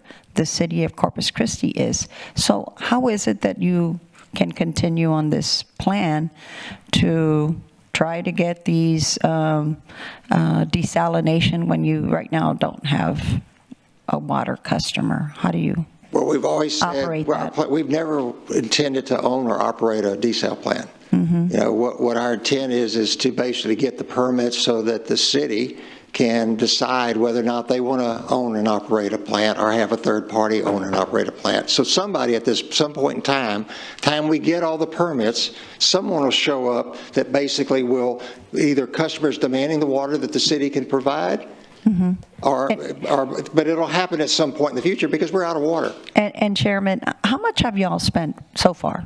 A little over $10 million on the permitting. Okay, and that's been since when again? Probably over the last 7 or 8 years. 7 or 8 years, $10 million, and still no firm, not having all your discharge and permitting? Well, and- we do have the discharge, but we're going for, we have a discharge for 50 million gallons per day. Okay. And this would be out into the ocean, right? We're looking for additional permits to go out into the Gulf. Yes, ma'am. Okay. The other thing I just wanted to, well, I'm glad, thank you for coming here, because I think this is only the second time, right, that the port has been here to give us at least a briefing as to what, you were doing. I thought that y'all were supposed to be coming quarterly. Is that not right? Only at your invitation. To give us updates. Yes, Is that? it was quarterly, and that was what was set up, and somehow we got off schedule. Okay, yes, that would be helpful. The other thing is, y'all mentioned about, all these companies or industries that want to come here. But like you say, Chairman Ingo, that it is all based on water, right? I mean, all this they're highly intensive industries that require a lot of water. I'm sure you've been paying attention to what happened in Robstown. Robstown was, negotiating a deal with Avena, and it's affecting us because they're taking water from the same Nueces River that we also use, and come to find out, they actually have primary rights over us. So, you can't just we cannot just continue to think that we're isolated and that we think that, whatever is going on in Robstown or in San Patricio is not affecting us. So again, yes, water is a precious commodity, and I think we understand that. But what we don't agree on, or what I don't agree on, is the approach. The approach to the desalination has been proven that is the most expensive way to go. So we continue to still go in that direction instead of, for us, the city. I understand that we in the future will be having briefings on the water reuse, and we still have to vote on our drought contingency plan. The sad thing is that we don't know what these corporations do, and maybe you could help us with that, because whenever we are asked to cut back, it's always on the residents' back, and it's not on our corporations, which, I would think that they would also want to do that. We also have heard of Exxon, SABIC doing a great job. They've actually not using as much water as they had predicted, and so I think that comes with technology. They are a newer company. They're able to have newer, assets or ways to cut back. So the thing is that we, because the water right now is cheap, they're not investing like I think they should. But thank you so much for your report, and we continue, to have a dialogue. So thank you. Yes, ma'am. Councilman Pusley. Well, thank you, Mayor. I appreciate it very much, and most of what my colleagues said I couldn't disagree with more. But let me first thank you very much for being here this morning and presenting all the great news that you have. I think it's wonderful news for our community and our region. And to address just a moment about industry not paying its fair share, those jobs that they provide, those people live in our communities. They all, most of which own property of some kind, they own homes, they pay property taxes, they pay the utility fees and whatnot that go to help support this city. So those jobs are critical to this area. I can't imagine what our community would look like if we didn't have those partners and the jobs that they create. So we're very thankful to have them, and we're very thankful for the port's positive position in moving that sort of thing forward. And I want to congratulate you and thank you very much for the work you're doing on the desalinization and moving that forward, especially with going ahead and moving the discharge to the open ocean, if you will, or the Gulf. That has received lots of positive comments, and I think is the right way to go to help us move forward.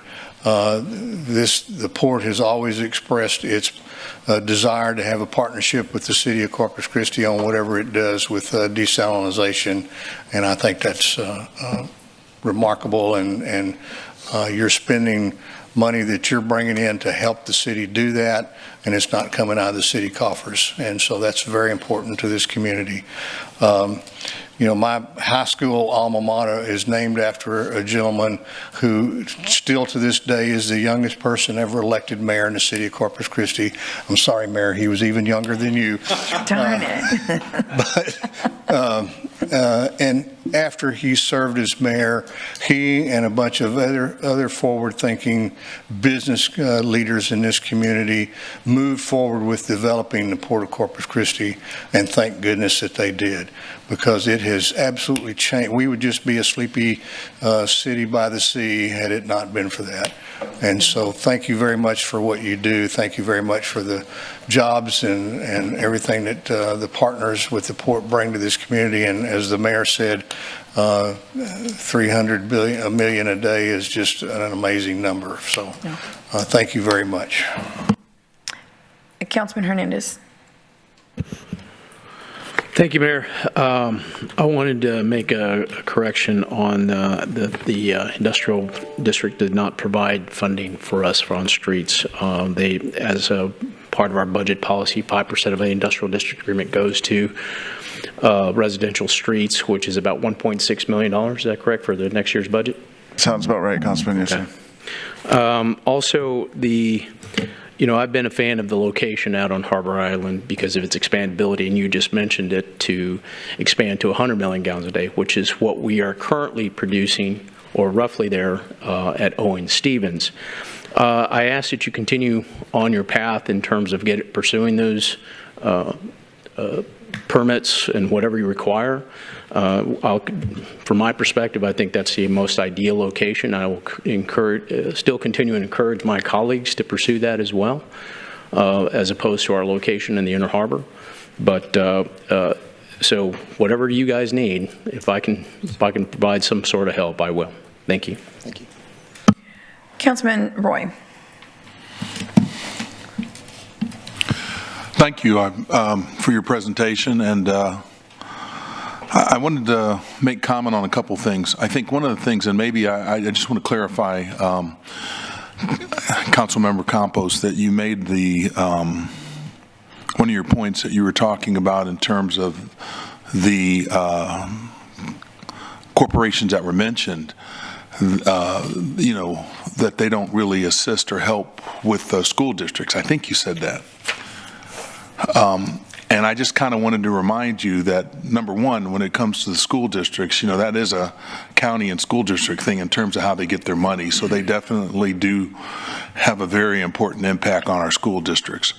Number two, I appreciate the fact that you guys are with us and looking at solutions for water. I think water is the most important thing because if we get to a point where we run out of it, I think it's going to be definitely devastating for the city and the other community members. I say that in the coastal area that depend on us.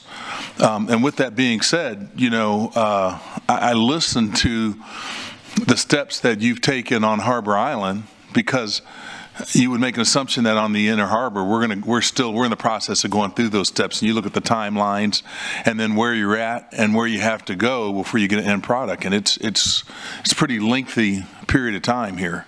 I know that as a council member, I'm looking at other options too. We were working on one of the options, which was the Evangeline product, and it seems like that fell by the wayside. And I know that we're looking at some other things that are ground related.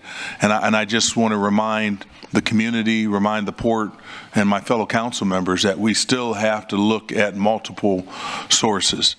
We're enhancing the amount of production that we're getting out of the Mary Roads pipeline. That's great, but really that's a Band-Aid. We still need more water, and I would hope that you would be open that if we do have a solution for groundwater, if we have something that we think is going to be viable, that maybe you would consider working or partnering with us. I think it's important because together I think this is going to require all hands on deck to be able to resolve this water problem. So again, I thank you. I always enjoy getting a briefing from you. I'm amazed at the growth that you continue to have, and that's just a tribute to your leadership and the ports. And you guys are an important part of our city and this coastal bend area. So thank you. Thank you, Councilman. Councilman Hunter. Thank you. Thank you all very much for everything you do. We really appreciate it. Y'all have given us and expanded a lot of opportunities for all age groups, and expanded our tax base, which is very important, and that reduces the pressure on the taxpayers. So thank you very much. Thank you for pursuing water. We obviously haven't been able to do it, so please continue. We've only been looking at it for 20 years. Hopefully one of these days we'll finally pull the trigger. And thirdly, it must be nice to come up here at this time of the year where we all treat you with a glass half full. Thank you all for being here. It's very good to see you. Councilman Suckley. Thank you, Mayor. Thanks, gentlemen, for being here. Appreciate you and Kent and Commissioner Gonzalez being here as well. Just reiterating a lot of the same things that were already said. You know, the importance of water is, you know, second to none right now in our community. And as was mentioned in y'all's presentation, is the collaboration that's been occurring in the last 12 plus months is really, really key to us continuing to find those alternative water sources and adding to our lack of or our need to diversify away from surface water. So again, the scalable ability of Harbor Island is huge. I'm a big proponent of scalability, and for that reason, I've never thought Inner Harbor was the best option, but obviously that started in 2019 and we're quite a ways along, and we have an urgency for water. So with all that being said, appreciate you guys being here, and look forward to more unity between the two organizations in the future. Thank you. Yes, sir. Councilman Klein. Thank you, Mayor. Thanks for the presentation. I appreciate that. I guess I need some clarification on a couple of things. First of all, regarding is it the discharge as well as the intake, or just the discharge that's going to be out into the Gulf of Mexico? Both. Both. And so do we have a sense of how we far? We have a permit now for 50 million gallons a day discharge now. That's in the ship channel there at Port Aransas. The ship channel is right there at Port Aransas, right at home. Yeah. Yes. So, and did I hear right? I guess, is it next March? Maybe I misunderstood that. March of 25, when you're going to make this application for a new discharge permit? We're working hard to prepare to submit for a permit for the discharge in the Gulf of Mexico. We're spending money with consultants it's not an easy thing to do. So we're basically working on the permitting process for putting the discharge in the Gulf. Yes, sir. So do you have a time frame on when you think that permit application will be ready? I think a couple of years. Okay. I know the application will be filed in March of 2025. That's what I'm asking about. Right. Yeah. And again, that's for both the intake as well as the discharge. No, the intake is the intake's been we've already submitted the intake. So it's going to stay in the ship channel. No, the intake that we submitted is for the Gulf of Mexico. I'm sorry. Thank you. And how far out into the Gulf? I don't know. I've heard 3 miles, but I don't know. You know, I've heard 14-foot diameter pipe. You know, but none of that's been. I don't think that's about close. That's close. Yes. All right. When you find out the distance, because this is a big deal, because the shelf, I guess you call it that, in the Gulf of Mexico, it's quite long, right? You have to go out quite a ways before you get into deep water, and obviously in deeper water you're going to have greater circulation. I would guess about greater submerging circulation. the pipe going underneath the floor of the Gulf. Right. But if you're still in that shallow water yet, whatever that is, a mile or 2 miles or 3 miles out, I would guess there's going to be less circulation out there than there is 5-10 miles out into the Gulf. Again, I'm sure when we go through the permitting process, we'll get all that resolved. All right, great, thank you for that. So, I had some other questions, I guess, as well. There's some talk about the economic impact benefit that the Port of Corpus Christi brings to the area here, and that's undeniable. I feel the need to bring this up as well. An economist out at TAMUCC mentioned this, I guess, a little over a year ago, that I think it's in Corpus Christi, 70% of the Corpus Christi's population is classified as underserved. And I don't know, put you on the spot. Do you think the port deserves any responsibility for that? The port's been here for 98 years. I would say that if 70% of the population is underserved, at least the port, I think, perhaps has not done as good a job as it could in trying to bring that number down. If those numbers are correct, that's what I understand from the economist. Councilman Klein, I think the important thing, I'll mention the Fed report here, and we can try to get that for you. But the distinct correlation here from the Dallas Fed that studies those economic and wages specifically is that we've lagged for decades. We're now at the state level and the U.S. level. And I asked the economist, Pia Arnanius, she's one of the senior economists in Dallas, Pia, is the information correct? She said, are you questioning my information? I said, no, I'm not questioning the analysis. She said, based on the impact, and I want to say the port because I really don't think it's the port. I think it's industry that's come here that's really made that impact. And I'll direct it to, 2015, we all know what happened as we lifted the ban on exports and the impact was here. Why are we talking hydrogen today? It's really a macro discussion about environmental policies and what's happening around the world. Doesn't matter what side of the, where you're at, on the right or the left or in the middle. The reality is that fiscal policy has been set. There's billions of dollars that are on the table. My colleagues, I was 2 years ago, had the distinct opportunity to go to the Port of Rotterdam to hear about hydrogen. And we know about the Paris Accord and other things. Europe and others are obviously pursuing at a much greater level. There's also interest here, and it's the whole thing of more of an and the need for growing that. I think you're making a good distinction, but what I understand economically is that our region has actually benefited economically from this growth. And I'm not sure where that, I've never heard of that 70%. I'd like to find that if that's the case and dig into that further, and would love to do that. If you had that information, I'll try to see what I can get the Dallas Fed to find out as well. See if I can contact the faculty member about that. I mean, it suggests that 70% of the population is not benefiting from the economic engine that these industries are bringing into the area here. It's just the opposite of what I've been told in a formal visit by our Dallas Fed president and quite a few people who came and said that the direct economic impact showing up in our wages, and this local region is really benefiting from that investment. And that's their analysis. Those are their numbers. Right. So a couple of other issues as well, questions, I guess. I've gotten this from a number of friends of mine in the city here, but outside the city as well. This has been for years now already, a criticism that the port has, I'm going to say it this way, the port has exceeded its mission statement by moving into the real estate business, and that its mission should really be to move product through the port. How would you respond to those criticisms? How should I respond to those criticisms that I hear from my friends? Well, I was president of the EDC probably, 12, 15 years ago.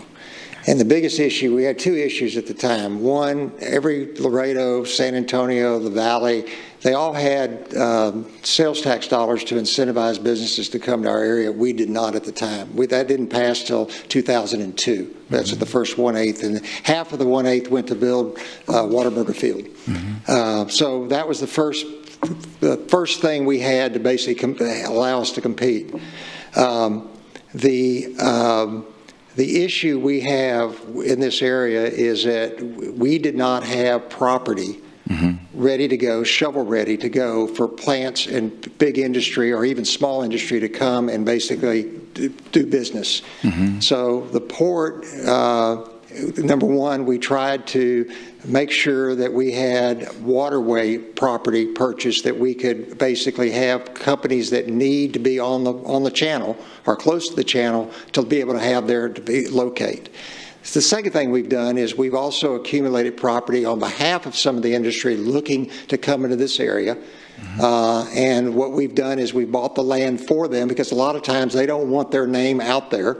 So the port has bought the land and they option it from the port or we hold it to them and we may option it from the landowner that we're dealing with, based on the premise that someday somebody will come in here and basically want to locate their plant on their property.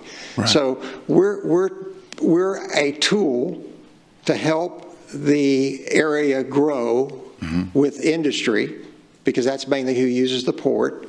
And so by purchasing this land, it gives these companies that are looking at whether to locate in Louisiana, Houston, or Corpus Christi, South Texas, this region, this area, and us having that land available that's basically shovel-ready or close to the port, that's the reason why we do that. So yes, we are in the land business, but we are in the land business to not hold it, but to turn around and lease it, or and in some cases we would sell it to a potential new company moving to this area. Right. Right. All right. Thank you. Thanks for that. Just a couple other questions as well. This one's kind of out of maybe left field, I guess. I've had private conversations about this, and just I still need some more answers about this. Ships that come in and dock at the port. Is there an electrical hookup from the shoreline that allows them to power down? Because ships tend to have a lot of emissions while they're sitting at the port. And I know that the U.S. Navy does this, but again, we don't all have the resources, maybe the U.S. Navy. But that I would think would help to reduce emissions in the area immediately adjacent to the port. So it's a process known as cold ironing. Come up. I knew we needed to have him here. I was mainly here just to take care of these guys if you guys got too rough. But yeah, the cold ironing process has been, I think we're seeing faster acceptance of that when you talk about the cruise industry or container ships. The liquid bulk carriers so far have been mostly resistant to that process, because now you're introducing electrical current around liquids that are giving off fumes and are also potentially flammable. So I think there's potential there. And we have actually applied for a Department of Energy grant that is in process right now that would bring an electric tug to each of our tug operators. They're paying the match. The tug operators are paying the match on that. It would also provide for an electric locomotive. So along with about a dozen electric forklifts that we'd like to try out, which would be for our use. Yeah. The others would be for the use of our short line railroad and for our tug operators. So I think we want to try to create those opportunities where we can move to electric power. But the liquid bulk industry, which is primarily what we serve here, is being really careful about cold ironing. Okay. And so to your knowledge, then other bulk ports, if I can say that right, other bulk ports are not doing this either? They're not right now. Okay. So to the extent where we would look at it potentially is at our bulk terminal. Where we're not handling liquid bulk, we're handling dry bulk. Right. And so I think there's some potential opportunity there. Okay, great. And the last comment I wanted to make, this is a tough one. It looks at the economic impact of the port and the industries, the port industries as well, and the impact of all that, and a lot of that is positive, but it's negative. There's some negative as well, and I'm really putting a spot on a map here. The Donna Park neighborhood, situated right next to the port industries on the north side of I-37. The Donna Park neighborhood. My concern is that because it's so close, that there's a real health threat to the residents who are living there. There are, I think, 250 homes up there, I guess, something like that yet. I believe most of them are occupied. I don't know that. That's, I think, an ongoing problem. And then I bring this up because not only we have the existing issue of Donna Park, but also I want to make sure that we don't put ourselves in a position to create more Donna Parks, whether it's in Corpus Christi or maybe elsewhere in Nueces County or up in San Patricio or somewhere else for that matter as well, because that's just a terribly unfortunate situation that we have, I'm going to just name myself, have done a very poor job rectifying. I think that industry has gotten smarter over the years.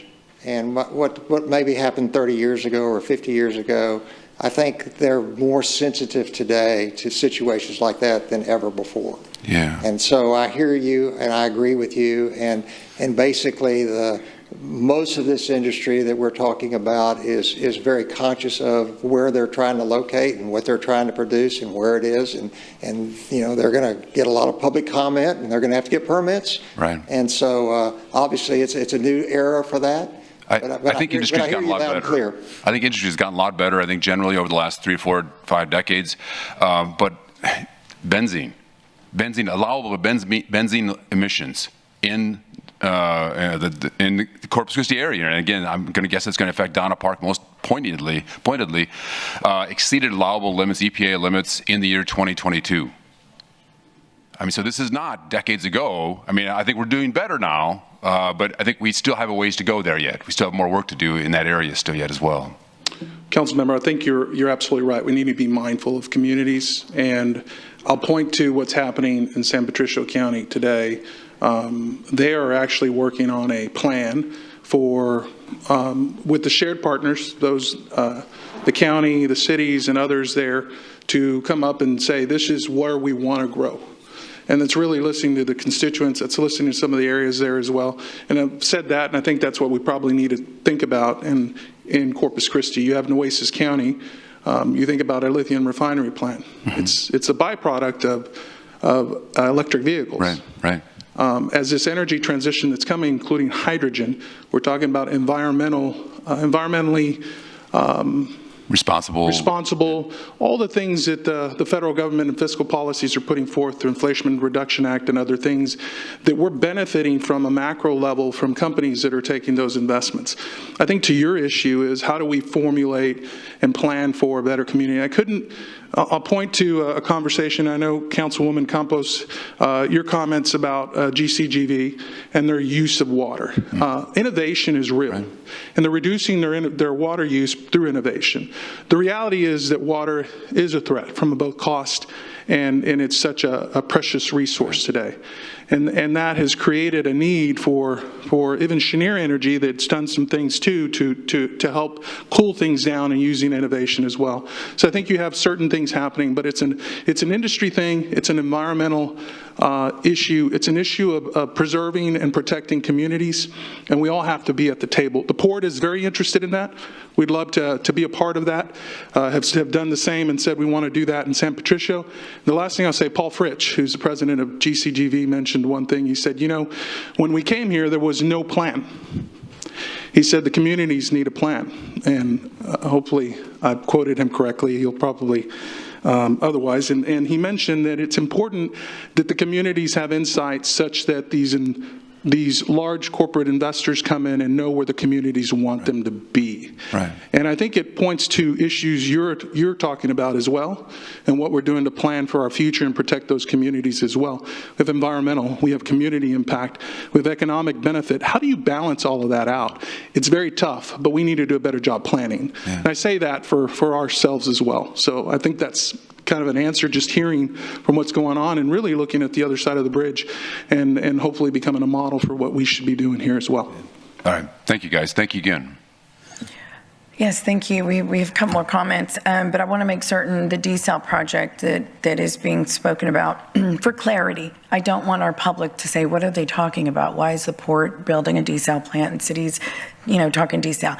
So can you clarify that? These permits that you're talking about on your side of things in terms of Harbor Island are for the purpose of? That is correct. The Port is not building a desal plant. Mm-hmm. The city is the water provider for the region, and we've been talking on the same page. Peter and I meet regularly, right, as well as other staff with Drew. Also, the permitting, we hope at some point will be something that benefits the entire region. I think because of the size of the plant, I think it's likely that it's needed to serve larger industry, not necessarily just growth in ratepayers, right? I think you guys are covering that with a plant on the inner harbor of the size you're building. For example, we're not building a desal plant. What we are doing is creating optionality for the region by continuing to pursue permits, which we're allowed to do because this is our property. So We're not making any claims to be a water provider, which is a whole different process, right, with the Texas Water Development Board. So that's not what the board is doing. Thank you. Okay, Kenton, I really appreciate you explaining that in those terms. But no, yes, I agree completely. The other thing I want to clarify is, industry, through the IDA payments they make, actually contribute 5%. And that 5%, is it 5 or 7? No, it's 5. It's yeah. 5. Hernandez brought it up earlier. Right. But what I'm getting to is that total amount is $3.3 million to our streets. Right, for 2 different funds. Every year, because we have 2 different funds. So my point is, I'm making a point of this, 5, 7, whatever. The bottom line is 3.3 million is going to streets. So do they contribute? Do they matter in this community?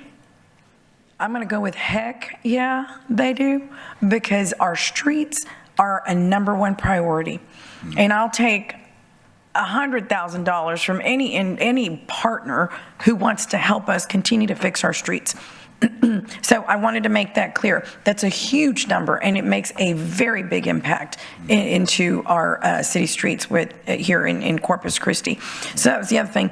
The last thing I just wanted to also correct is, Councilman Hunter, you made the comment, we haven't pulled the trigger on desal. We have pulled the trigger on desal. We have secured land. We have secured not 1, but 2 low-interest loans that are extremely critical. You can't even do it without those. You can't have this project come to fruition, our project come to fruition, without those 2 low-interest loans. And we expect the permit, hopefully, this fall. Construction contract by the end of this year. The city of Corpus Christi, this council, you, sir, have historically made a difference in securing a water supply. Because as you mentioned earlier, and as we all know it, we're running out of water.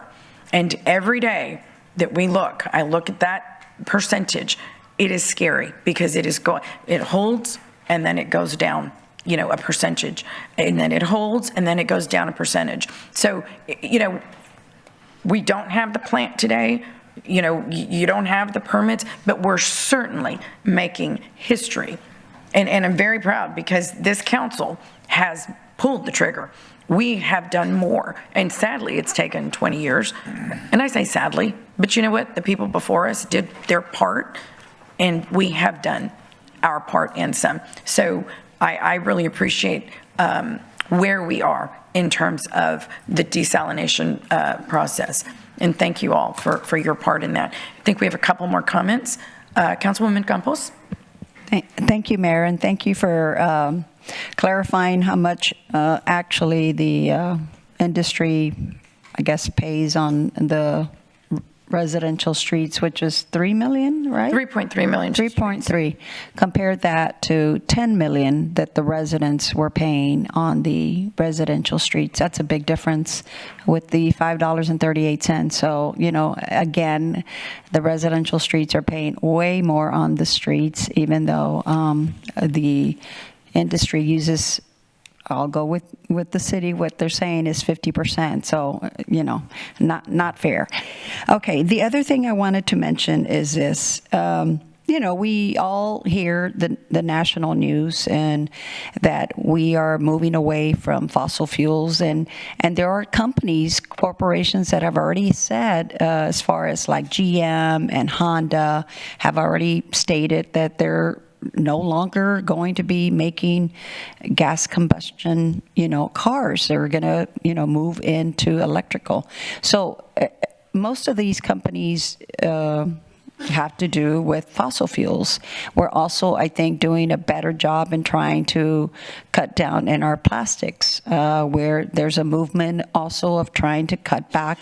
So if we're putting so much emphasis on these type of companies, what are we doing? I know you mentioned about, hydro and all that, which might help. I'm not sure. I don't know enough. But I'm trying to figure out, because decades ago, we were not so much into exporting as much as we're doing now. But things can turn around. And what is it that the port is doing to diversify its job? You know, what is it that y'all are doing? Well, you know, it's the port, again, is we're there to help industry. But industry is the one that has to make the investment. They're the ones that are going to be the ones that decide how this energy transition is going to work. They're the ones that will build the hydrogen and the ammonia plants. And again, it's a transition. This energy they use the word transition. It's going to be a period of years, and it'll probably be a lot longer than I'm going to be on the earth. You know, it's going to probably take 25, 30, maybe even 50 years to get to where we need to get. I was in Rotterdam this spring along with Kent, and Europe has mandated by 2030 that the industry start using hydrogen, not cars, but industry. And the issue is that there's a huge cost difference between using fossil fuels and using hydrogen. And so the first phase of hydrogen will probably be stripped out of natural gas. It's called, as I said, it's blue hydrogen. It's less expensive than the green hydrogen. But as it gets ramped up and more uses are for the hydrogen, the costs will come down. So all we're doing as the Port of Corpus Christi is we're a facilitator. You know, we have a place where this industry can be located to manufacture those types of products and ship it out of our port. And the reason they want to be here, it's more economical to ship a ship out of this port than it is Houston or maybe another port on the Gulf Coast, because we've got the deeper water and we have a pretty straight shot to the Gulf of Mexico. So that's why we're in the right place at the right time. But what is the port doing? We're facilitating to help this industry get developed. Well, I also thought that it was because Houston had already reached their maximum of what is it called, the air quality, and so they can't. They're kind of tight.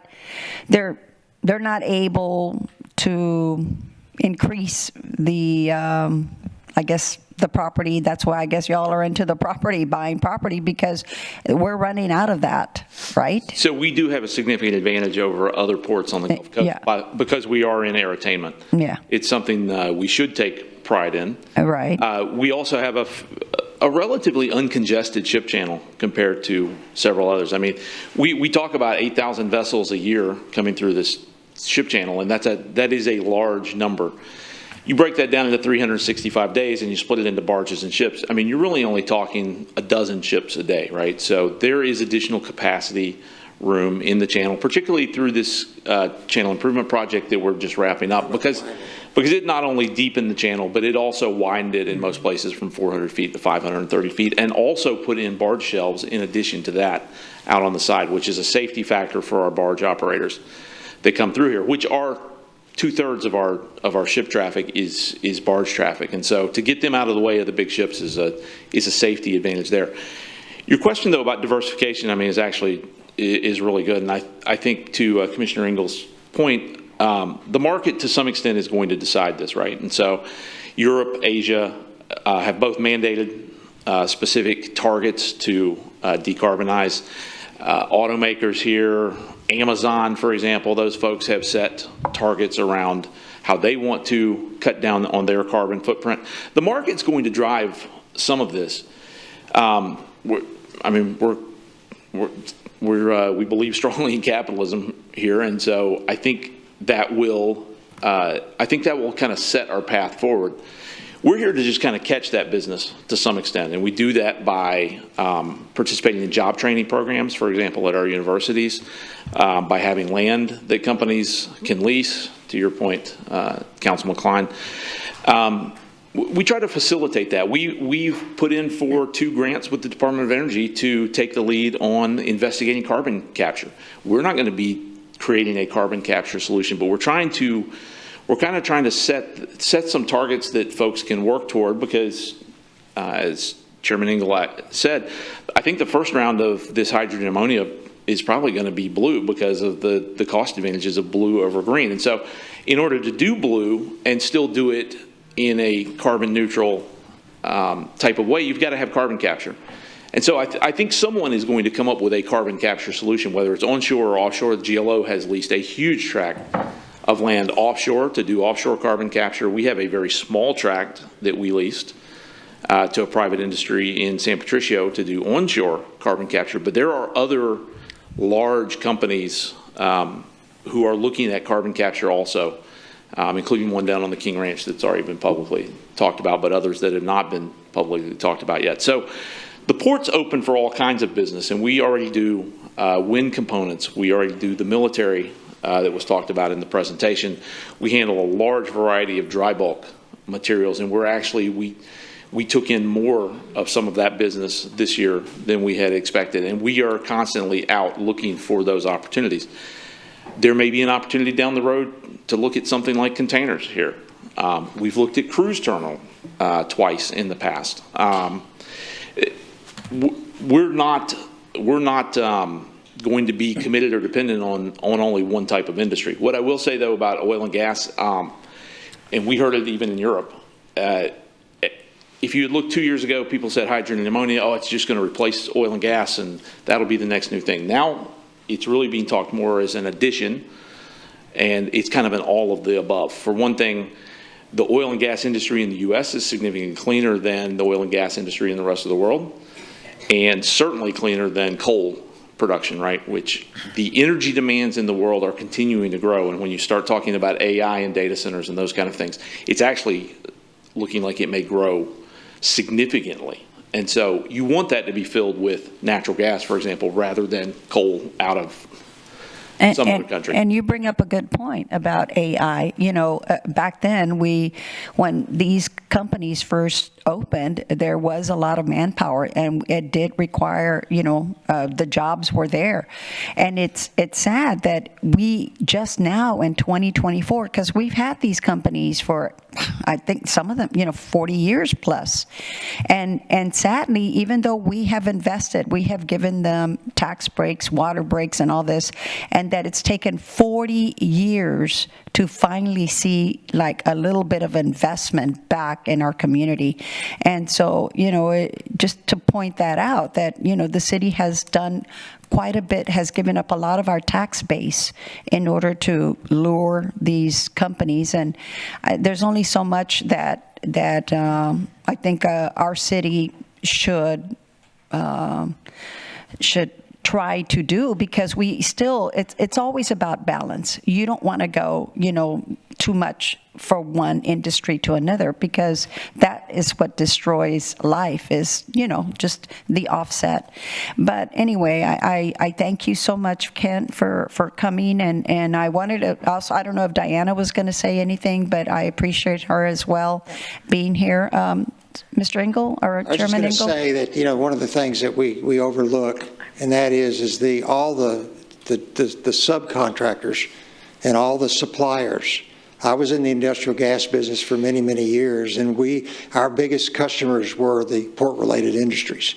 And so I probably had 75 people working for me here in this area. And so basically, it's not just the refineries, but it's all those companies that are supplying labor to build them and to maintain them. All the companies are supplying the products, the tools, the gaskets, the valves, the welding supplies, et cetera, that goes into these refineries every day.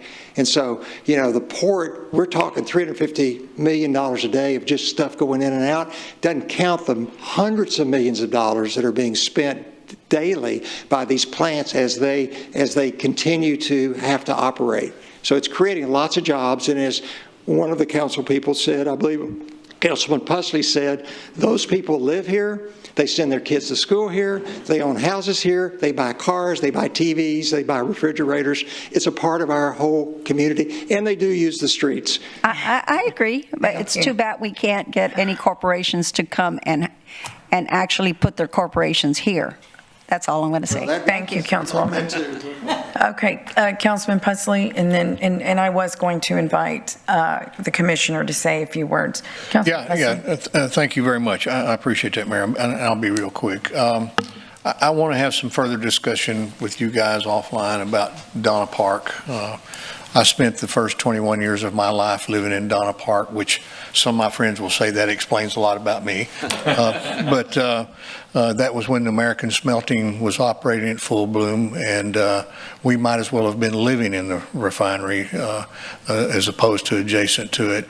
But several years ago, when I was commissioner, I was asked by the environmental group that was headed up by Susie Canales to help them, since I was familiar with the subdivision. They had acquired money to start buying houses and moving them out of Donna Park.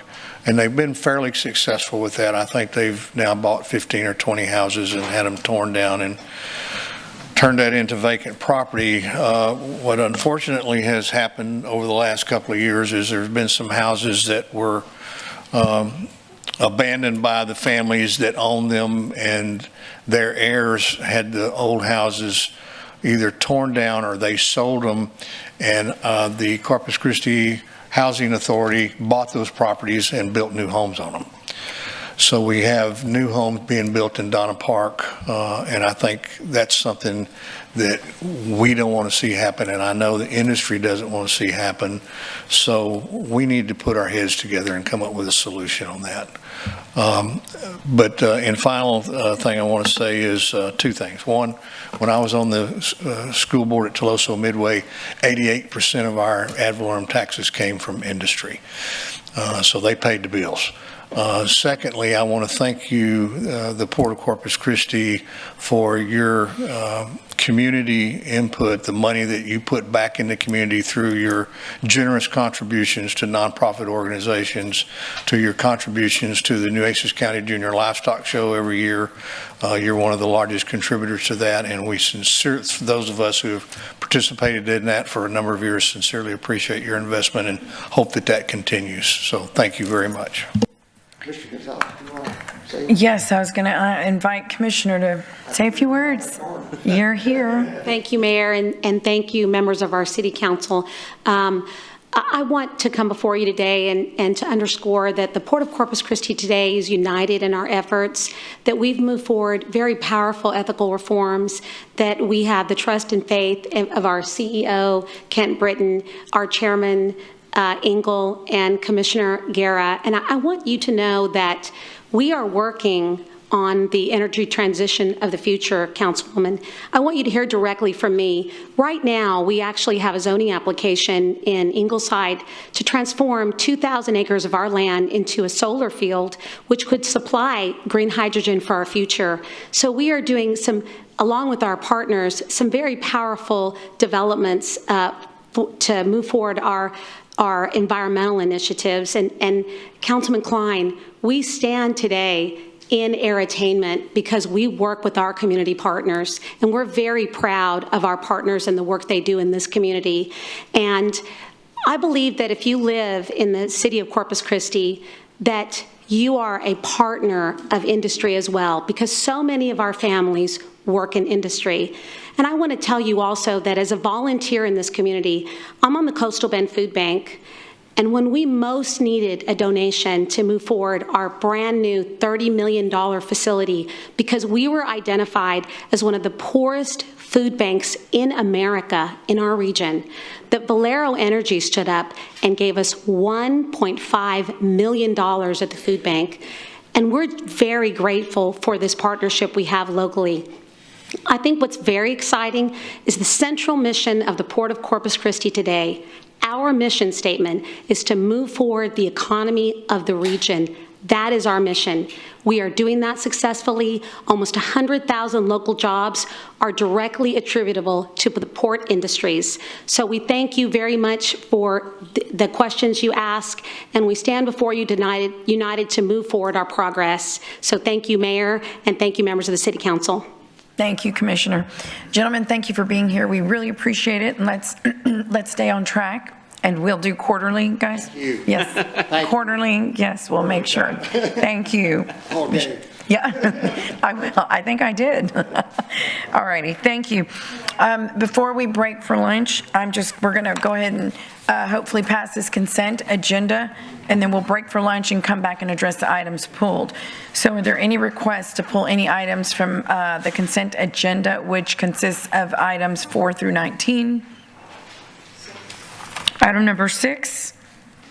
Any other items that anybody would like to pull?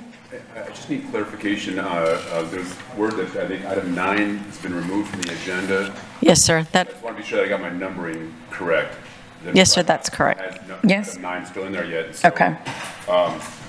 Given that, I'd like to have, he's going to kill me, items 11, 12, 13, 14, 15, and 16 pulled for individual consideration. If I've got my numbers right. Okay, 11, 12, 13, 14, 15, and 16 pulled. Okay, anyone else? Okay, with that, I will entertain a motion to approve the consent agenda with the exception of items number 6, 11, 12, 13, 14, 15, and 16. And 9, Mayor. We're removing 9, just so, not for discussion, but it's just we're not voting on 9. It was withdrawn. So shouldn't we pull it? Yeah, instead of, the staff is pulling item 9. Right, It doesn't need to be on the agenda. It was an Yeah. oversight. It shouldn't have been on. It was a one reading ordinance. Right. Yep. Okay, so that's pulled. Great. So I entertain a motion. So moved. Second. Okay, please submit your vote.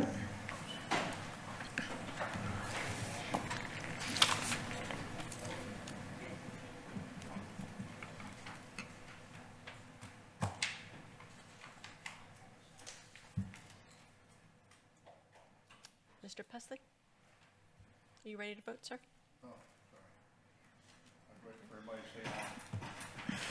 Okay, the motion carries. So the council is going to go into executive session on item number 20 per Texas Government Code Section 551.071 and 551.087. It's 2:03 p.m. So we will return. When we do return, we will hear the items that we just pulled. Thank you.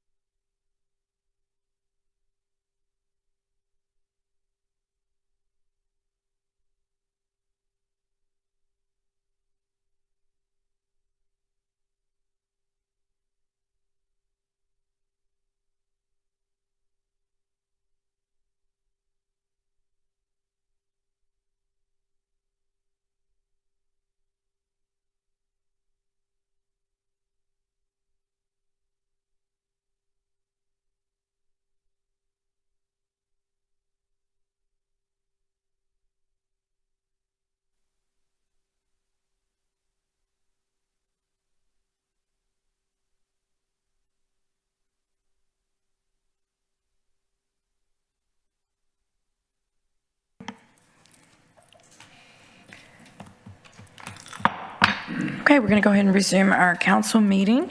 We are on Section J, Consent Agenda, and we are going to look at item number 6. That's the first item that was pulled.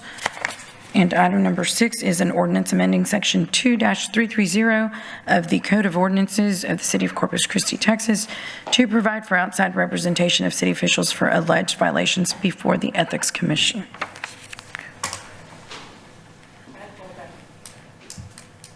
Councilwoman Gumpels. Okay, thank you, Mayor. I had pulled that. I didn't agree with this to begin with, and I voted against it. I just wanted to let the public know that I will not be supporting it as well this time around either. Yes, we do.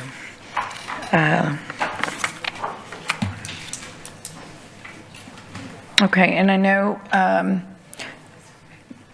let's see, Councilman Klein, and we're going to open public comment in just a moment. Councilman Klein. Thank you, Mayor. I voted against this last week as well. I talked to some constituents about this. I'm going to offer an amendment to this motion. I'd like to cap those legal expenses at $1,000 per incident before the Ethics Commission, so that the city would pay legal expenses up to $1,000, but not beyond that per incident. Okay. Second? Do you need a... You're making a motion to amend. I'm sorry. Yeah, cap. So leave it as is, but just cap at $1,000. It's capped now at 30. No, 30. Well, 30,000. One person could use 30,000. What is that? Can you what 1,000 per offer amendment to the amendment. Okay, but did you want to expand on that, or just it's $1,000 period? Yeah, I just think that this is going to be more fiscally responsible use of the taxpayer money. If we limit, I worked before the Ethics Commission, legal representation before the Ethics Commission. I don't think should be that terribly involved. I think $1,000 should be sufficient to cover the vast majority of expenses, if not all of them. Okay. Let me get to Councilman Pusley. I think you have something to add. Yeah, I do. I have a question for Miles. Miles, currently, city council members have protection if we are sued, or if this council is sued as a body or as individuals for acts that are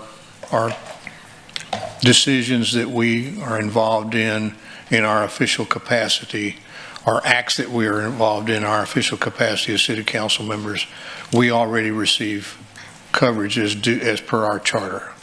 Yes, we provide that defense, and that defense wouldn't necessarily even be from an outside attorney. It could be internal to the city attorney's office. Okay. So why would something that goes before the Ethics Commission be the same way if it's something that had something to do with our official capacity?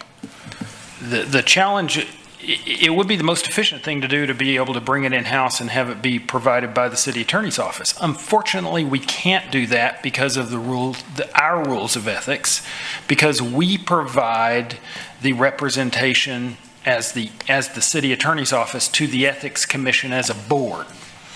So if we hire an outside attorney, we'd have to hire somebody else that is outside the office to represent you in order to be legal. But that's exactly what you're inferring we do on a go-forward basis with representation for anything that comes before us to do with the Ethics Commission.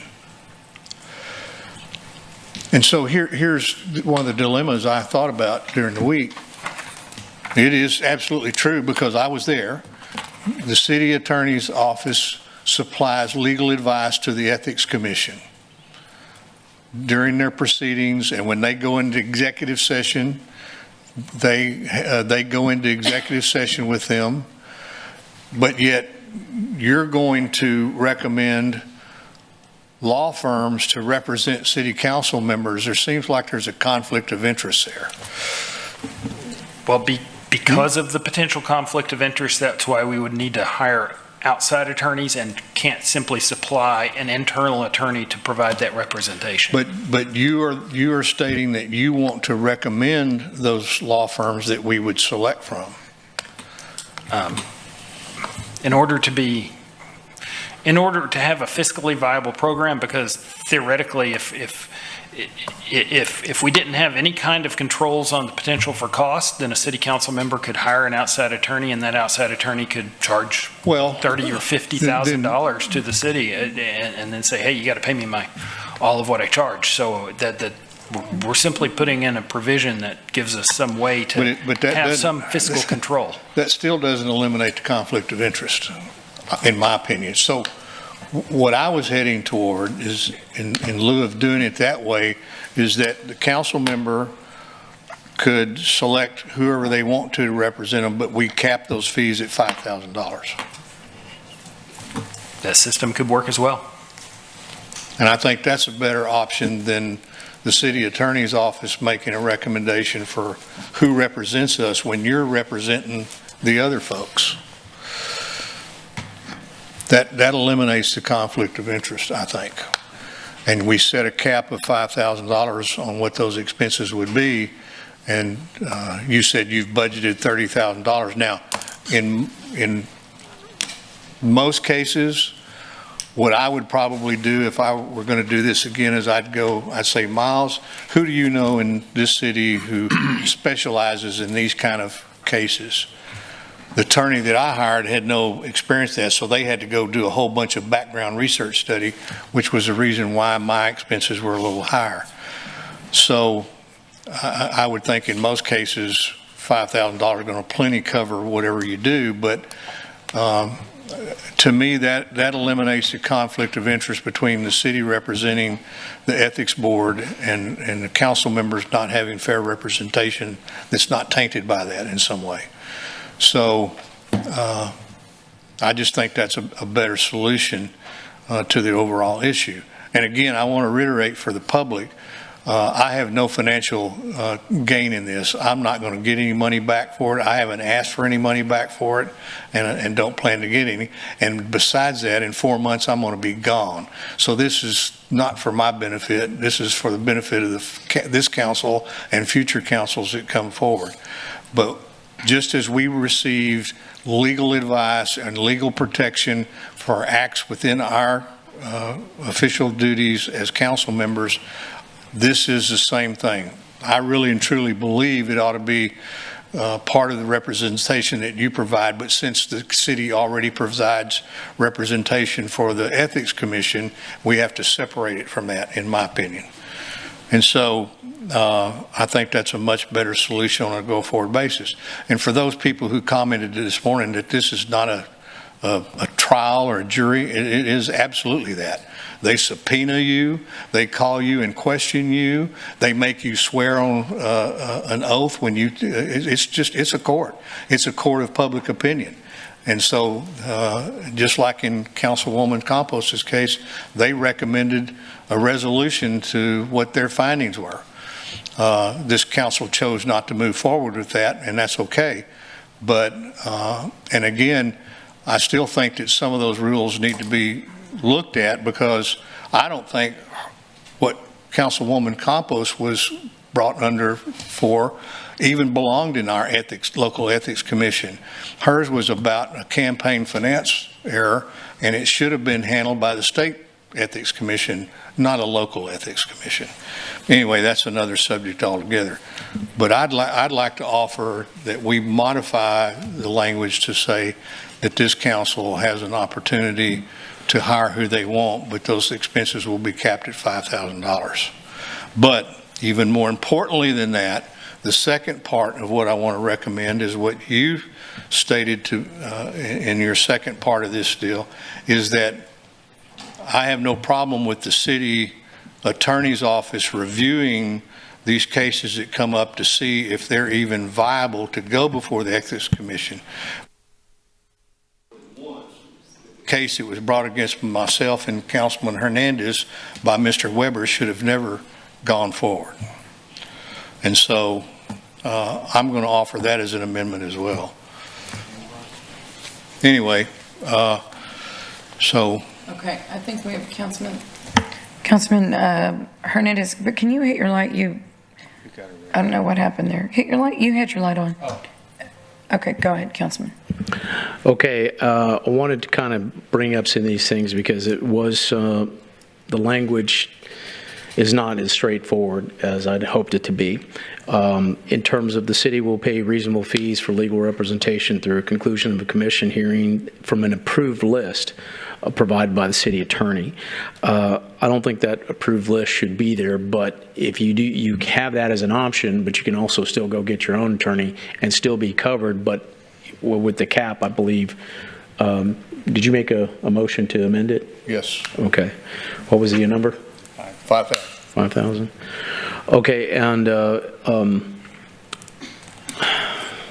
so as long as there's an option for that, so I would, I'll wait till we vote on this one to make another amendment. Also, to his point, he said he was going to make an amendment that the legal department review all ethics complaints to make a recommendation. How would that be implemented? Would that be something that you would review it and then make a recommendation to the Ethics Commission based on the legal review? Or, I mean, because there's no language in there in this specific ordinance update. It's Councilman Pusley mentioned that he might be making this type of amendment. I drafted a potential amendment language for the city council, so. So what's your second amendment? I'm a little confused. And We're going to distribute them right now. We're going to distribute them. the red language represents what was approved at the last meeting on there, and the green language represents what would be achieved by Councilman Pusley's request for the pre-review by the city attorney. Keep in mind, under that green language, there would still then be a potential appeal that can be done within 10 business days of any kind of dismissal by the city attorney. So there's still an out, and it's entirely possible that that essentially I could get bypassed again. But this provides for that type of review process. The review process would be at a high level, and the only thing I would be reviewing for would be compliance to form and whether, if the facts were proven, whether the facts would constitute a violation of the rules of ethics. It would not be a determination of whether the facts were proven themselves. That's left up to the Ethics Commission. Yes. Okay, and I want to make sure that I understand, when you say goes to a city official and board member, this could apply to any board member that we currently have in the city? Yes, yeah. All of these actually apply to anybody who might be subject to a potential complaint. Like a library board member? Council member, or a board member, or a planning commission? But it has to be member, a city board, right? Or a city official of another kind, such as the department head, city manager, or... Okay, and when we say board member, it's city board member, because, I mean, we appoint to other boards, right? It would be only a city board that is subject to... Should you include that city board member as opposed to just board member? Only a city board member is subject to the Ethics Commission in the first place. Okay. Well, that makes sense. Okay, I'll hold off on any. There's one other thing I'd like to add, and like I said, it would be to the end of, I guess you have it as paragraph F in section 1, about allowing the city official or board member to hire their own attorney if they do not want to select one that is pre-screened by the city attorneys. However, they would have to incur any costs above the $5,000 or whatever that turns out to be. I'll wait until this amendment has been gone through. Thanks. Councilman Hunter. Thank you, Mayor. Councilman Hernandez, I think that is what's being suggested. Is it not, Councilman Pusley? Yes. Here. Yes. Go ahead. Okay. Just quick question, since you just handed this out, just want to make sure. If we are found guilty, we have to pay for it no matter what.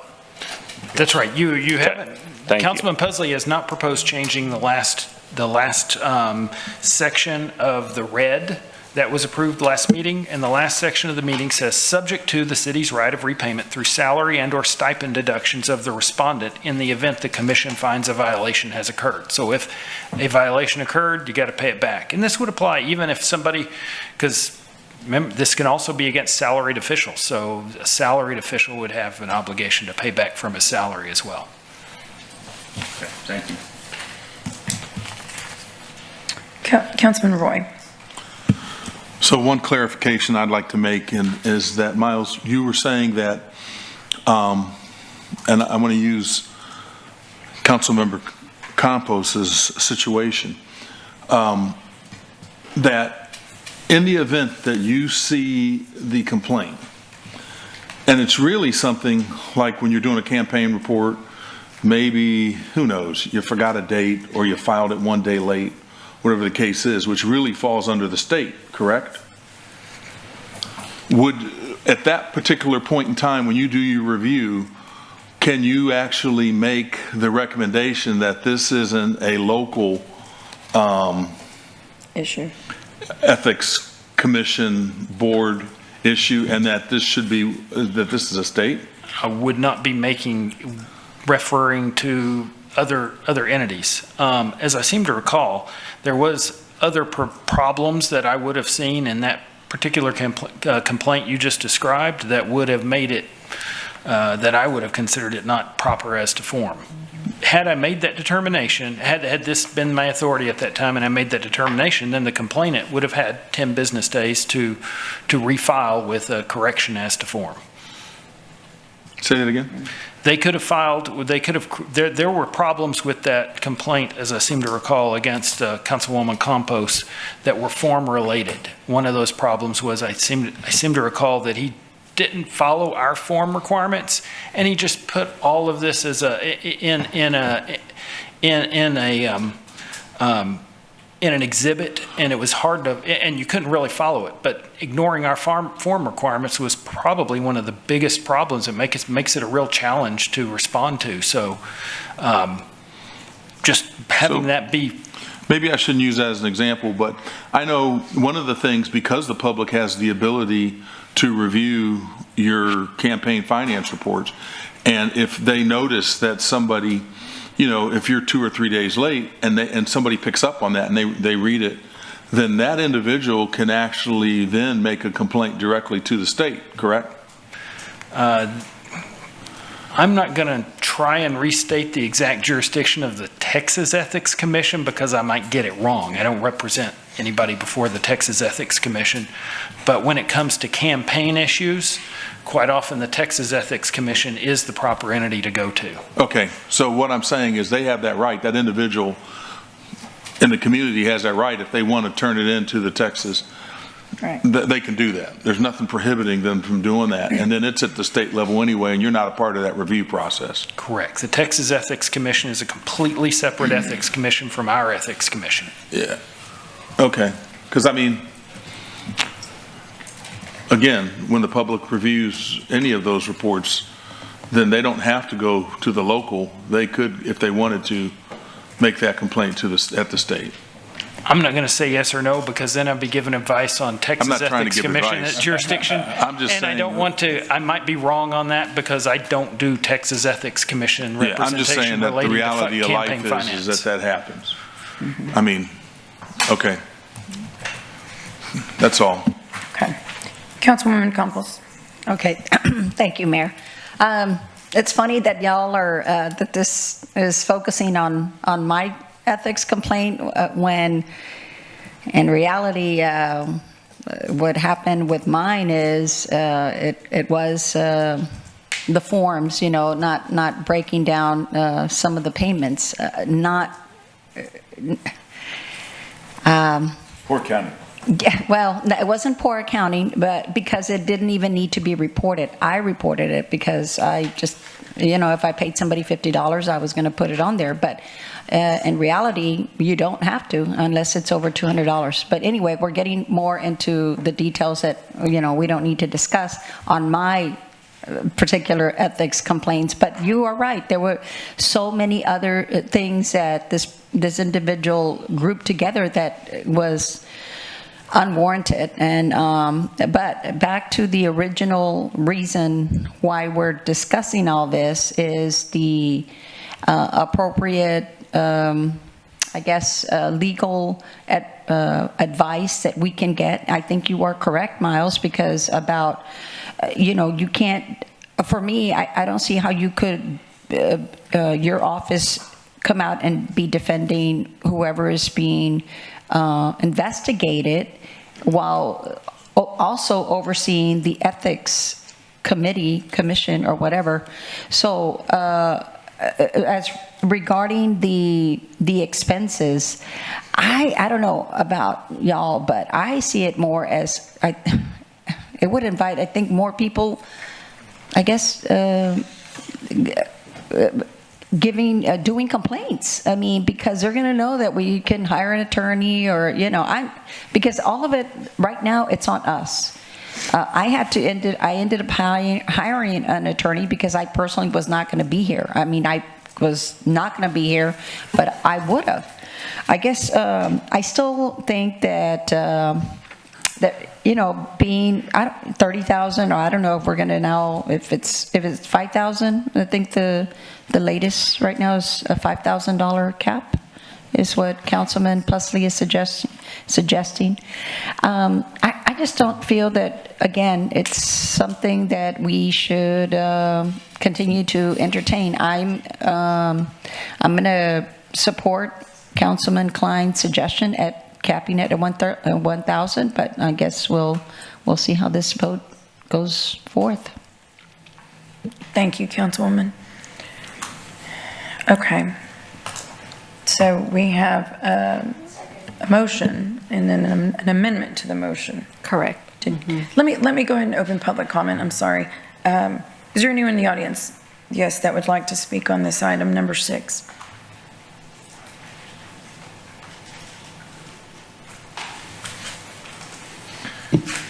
John Weber, 609 Naples Street.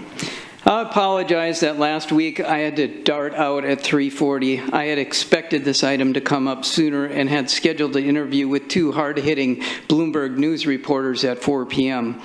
I put together a proposed amendment as a compromise that I think every council member can vote yes on, but this is a whole package deal. And so firstly, the amendment is to redline section 2-330 letter E, because the city attorney said that section 2-330 Part E isn't reflected in a lot of cities. He also said there isn't a good mechanism to enforce this provision, so it should be redlined regardless of the outcome of this vote. Secondly, the amendment is to let council members be able to choose whoever attorney they wish to represent them. Lastly, the amendment would cap the amount at $1,000 per hearing. This addresses the vagueness and fiscal irresponsibility of the original language. Thank you for your consideration. Thank you, Mr. Weber. Anyone else? Yes, ma'am.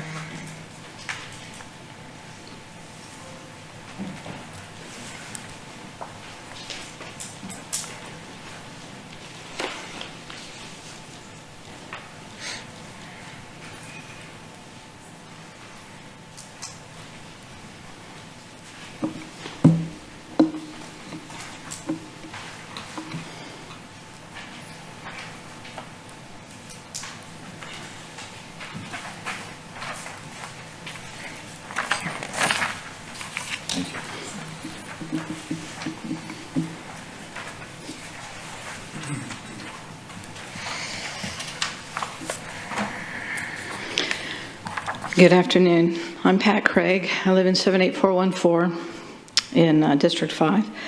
So I listened to what happened last week. I have a number of concerns. One you just spoke about, but as you see in the handout, it's who are the city officials, and it's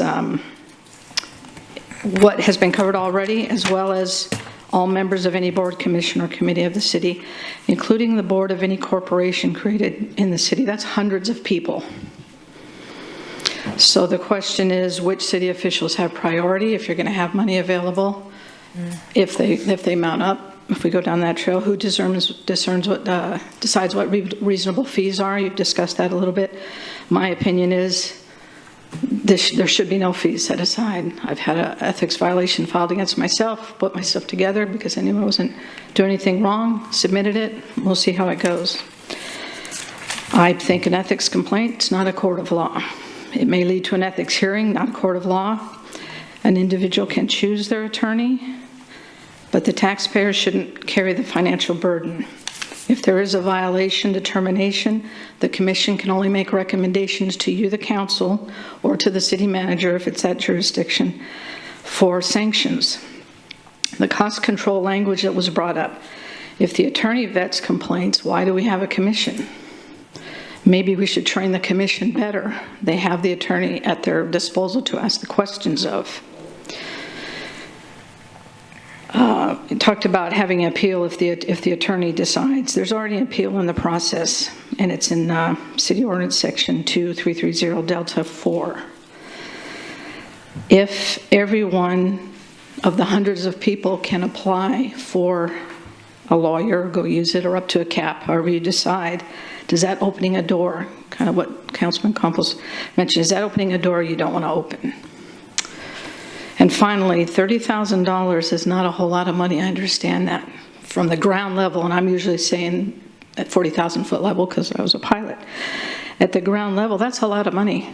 To me, it's a lot of money to the people that are voting. So I don't think it's a good look for the council to be saying, and you're focused on the council. There's hundreds of people that will be affected by this. So I had a couple comments at the bottom, one with asterisks. That's my view. But I don't think this needs to be changed at all. Thank you. Thank you, Ms. Craddock. Is there anyone else that would like to make a public comment on item number 6? Okay, there being no one, we'll close public comment. Councilman Presley. Yeah, I would just like to say, with respect to Councilman Klein's amendment for the $1,000, you know, that just isn't, I mean, most law firms charge you $1,200 just to come in and talk to them, let alone, you know, representation. I just don't think $1,000 is going to cover it. And I think most of the concerns that were just presented to us have been addressed in Miles's latest version, which I think is a much better representation. So I just don't think $1,000 would suffice for covering. And when we say $30,000 budget, that doesn't mean we're going to spend $30,000. I've been here 4 years, and I've seen 2 ethics complaints filed in that 4-year period of time. So it's not like these happen on a daily basis. Thank you. Okay, Councilman Barrera. Yeah, and that was going to be my question. I mean, how many ethics complaints have been? I mean, we're spending a whole lot of time deciding a policy on something that doesn't exist. At a high level, I figured this would be somewhere between $3,000 to $5,000 per complaint. And I've never, since I've been here for 10 years, there hasn't been more than half a dozen complaints filed in a year. Yeah. And then, you know, once again, I'm of the opinion, you know, stuff like this is always presented, depending on who's presenting it, as, you know, policymakers feathering their nest. And, you know, I candidly believe that this supports individuals that wouldn't otherwise be able to afford an attorney. I mean, I made a mistake on my campaign finance report, and when they notified me too, I fixed it, you know. And I'm sorry to keep bringing up Councilmember Campos, but, you know, I'm not alleging whether it was a mistake or not, or it was done in error, like you said. But, you know, one of the things is that there had to be a remedy that was fulfilled.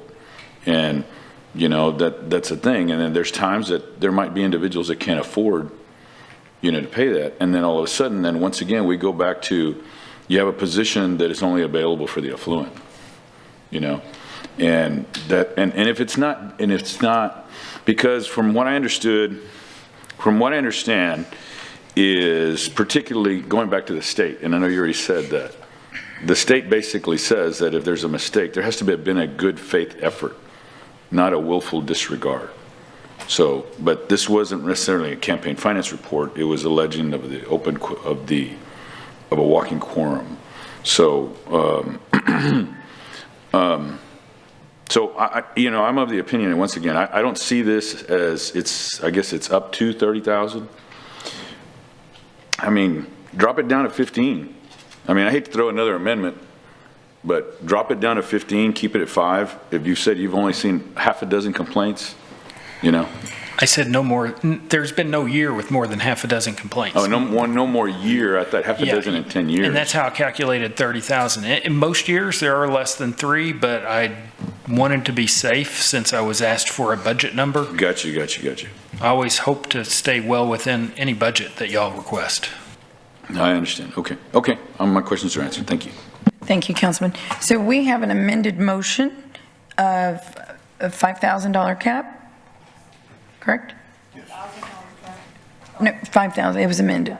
So that's what we vote on first. Right. So we have a motion. Do we have a So it's second? the $5,000 cap and Mr. Risley's, and it's also to allow pre-review, correct? It's both. So $5,000 cap and to allow the city attorney to pre-review To allow the city attorney to pre-review the complaints. The complaint. Yes, ma'am. Okay, so that's what this motion is. But there was no second. Well, I'm sorry, sir. I was just going to say, as submitted for the record. Correct. Submitted. Yes, as submitted by the city attorney. Okay, so it's.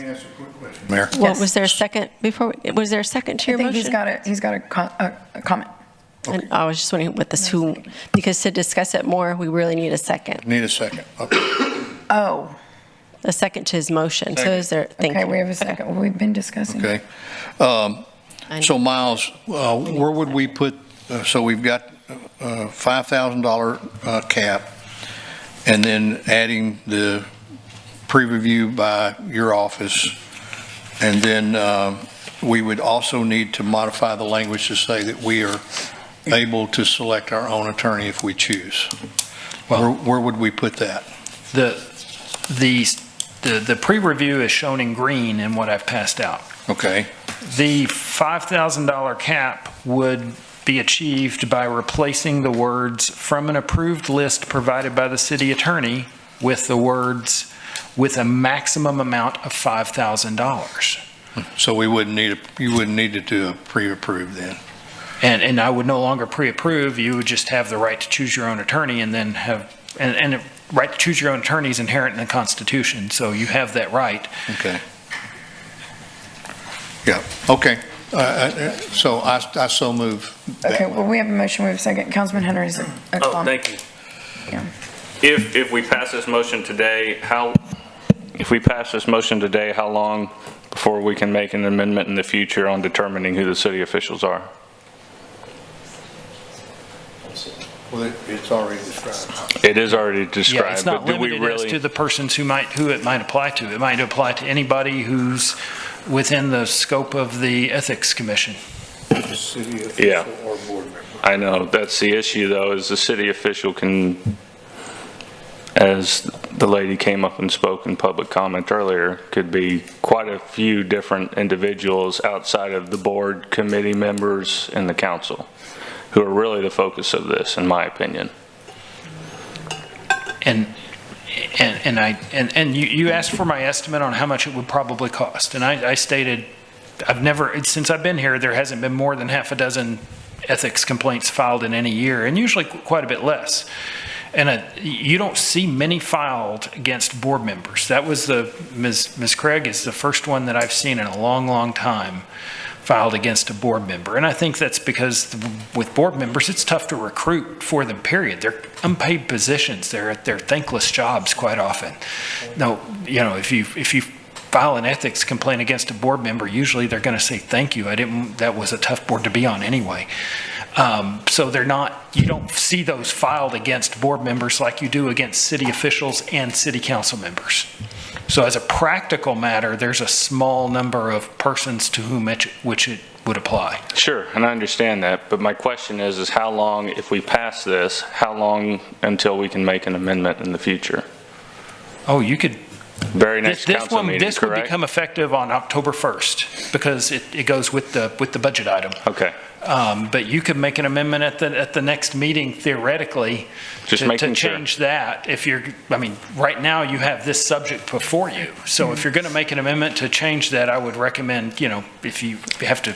I don't know if we would have all that information to make that amendment right now, or at least to be in agreement with it. So as long as it acts as a moving document like everything else, I think we're fine. Okay. Councilman Klein.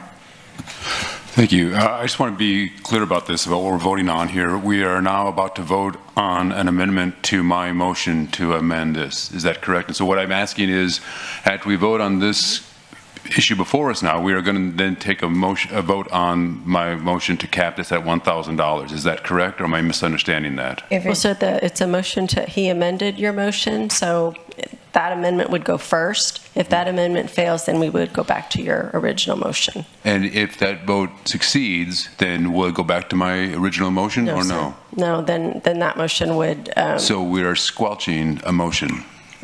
Well, parliamentary procedure, it's a ladder, so there can be an amendment to it. So if if the secondary amendment were to pass, then your motion, yeah, that's right, it would go away. Yes, sir. All right, thank you. Yes, sir, it would. Yeah. Okay, so we have a motion, we have a second, as amended.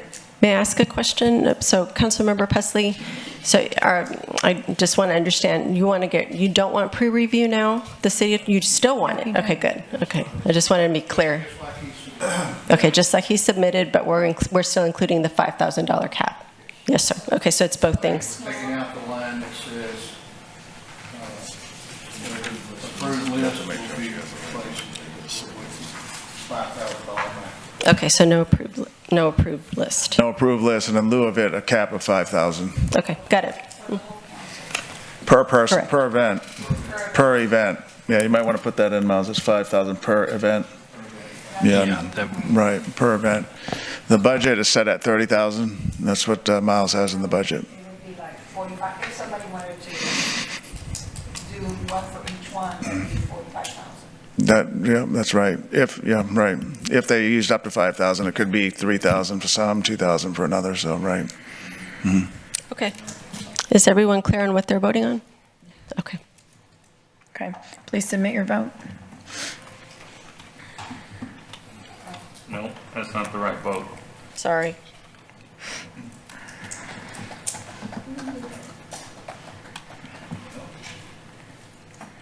This isn't right.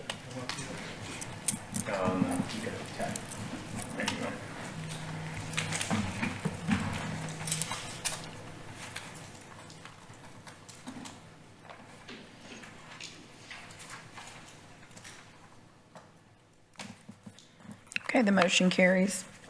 Okay, then Mayor, we need to approve it as amended, please. Okay, so a motion to approve as amended. Is there a motion? Yes. Okay, there's a motion. To approve as amended. Is there a second? Second. Okay, please submit your vote.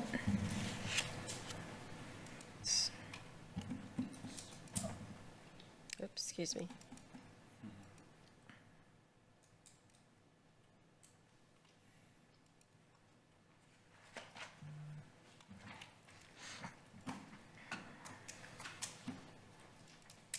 Okay, the motion carries. Moving on, items number 11, 12, 13, 14, 15, and 16 were pulled by Councilman Klein. Councilman? Or you're going to turn your light on. There you go. Thank you, Mayor. The issue I've got with each of these is the same. You know, I had the same comment, I guess, last week. I voted against these items last week. The trust fund is in the red already. This is going to dig it that much further into the red. I don't believe that we should be doing that, and so I'm going to be voting no on these issues. However, just for clarity, I am comfortable with voting all these en masse if the rest of the council is interested in doing so, because my issue with items 11, 12, 13, 14, 15, and 16 are the same. Right. Okay, we have a comment, Councilman Hernandez. I wanted to state something here because it's something I submitted this morning with regards to how we're going to do this with the trust fund. Since this regards to the trust fund, submitted an agenda memo item to allow the SEAC to review trust funds as opposed to just looking at replacing with the impact fee. So it's kind of letting you know as a part of this, since this all regards the trust funds, and how do you improve that to where you can pay for these things without changing or whatever. So it is something that we're going to include. So I just wanted to let that as part of this with regards to this, since Councilman Klein did pick up the issue of what it is with the trust funds and how it's going to go forward since it's in the red. Thank you. Councilman Pesley. Yeah, and I agree with that. I've been saying since I came here 4 years ago, when we first started talking about SEAC, I asked the question then, can we look, and Al, I'm looking at you like this is your fault, and I'm just, you just have to be standing. I apologize. But I think we owe it to ourselves to look at not only what impact fees would do, but if we modified what we do now currently with the trust funds, could that be a solution to the problem as well?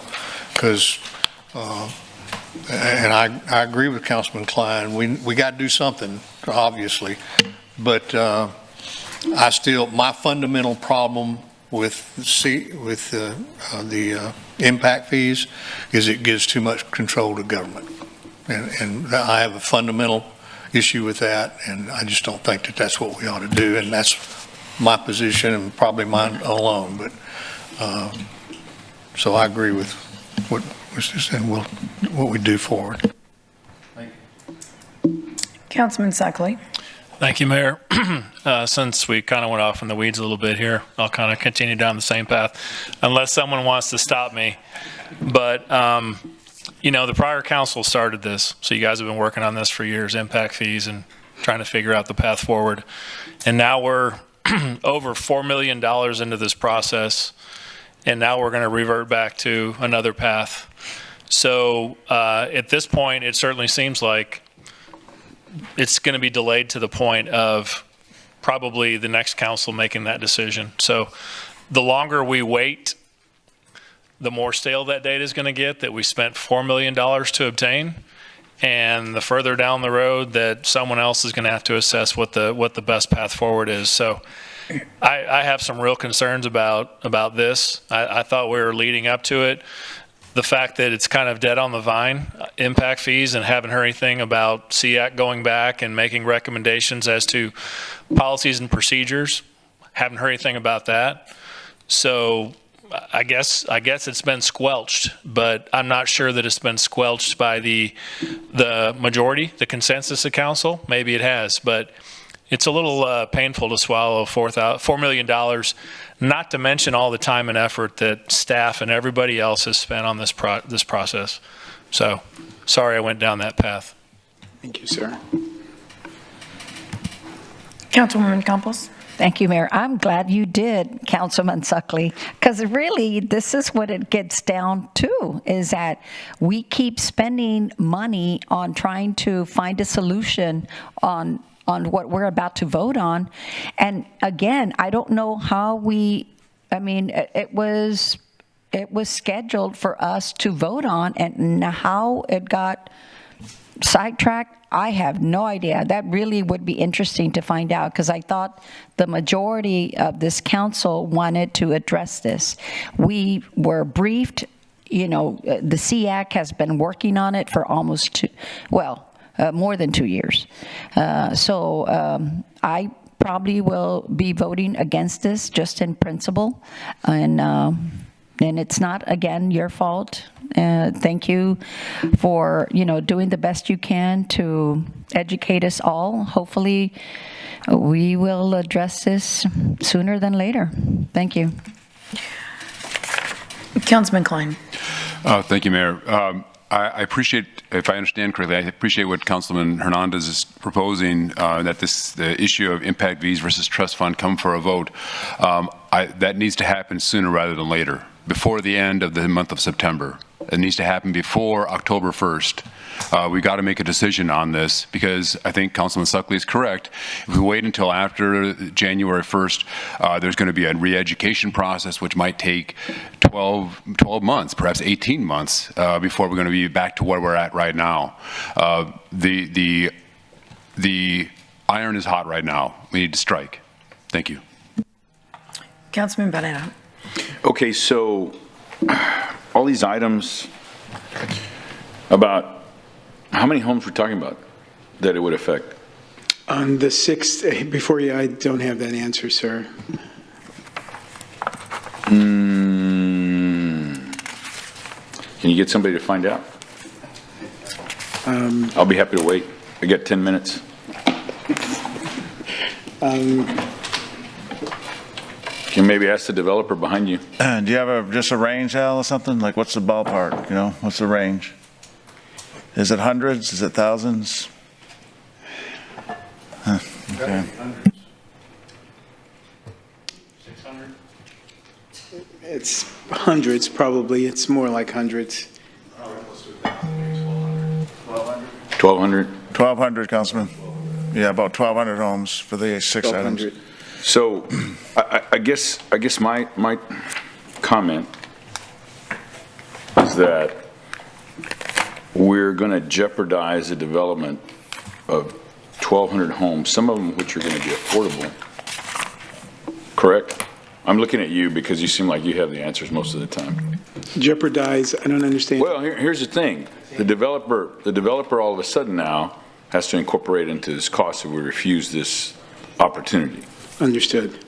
So then, once again, that raises the cost of the rooftop, because then it has to be, and it's city's infrastructure, Peter, correct? Right, it is. This is city infrastructure. It's not inside the subdivision. It's it's a wastewater and water line infrastructure to get water and wastewater to and from the development. Right. Now I agree.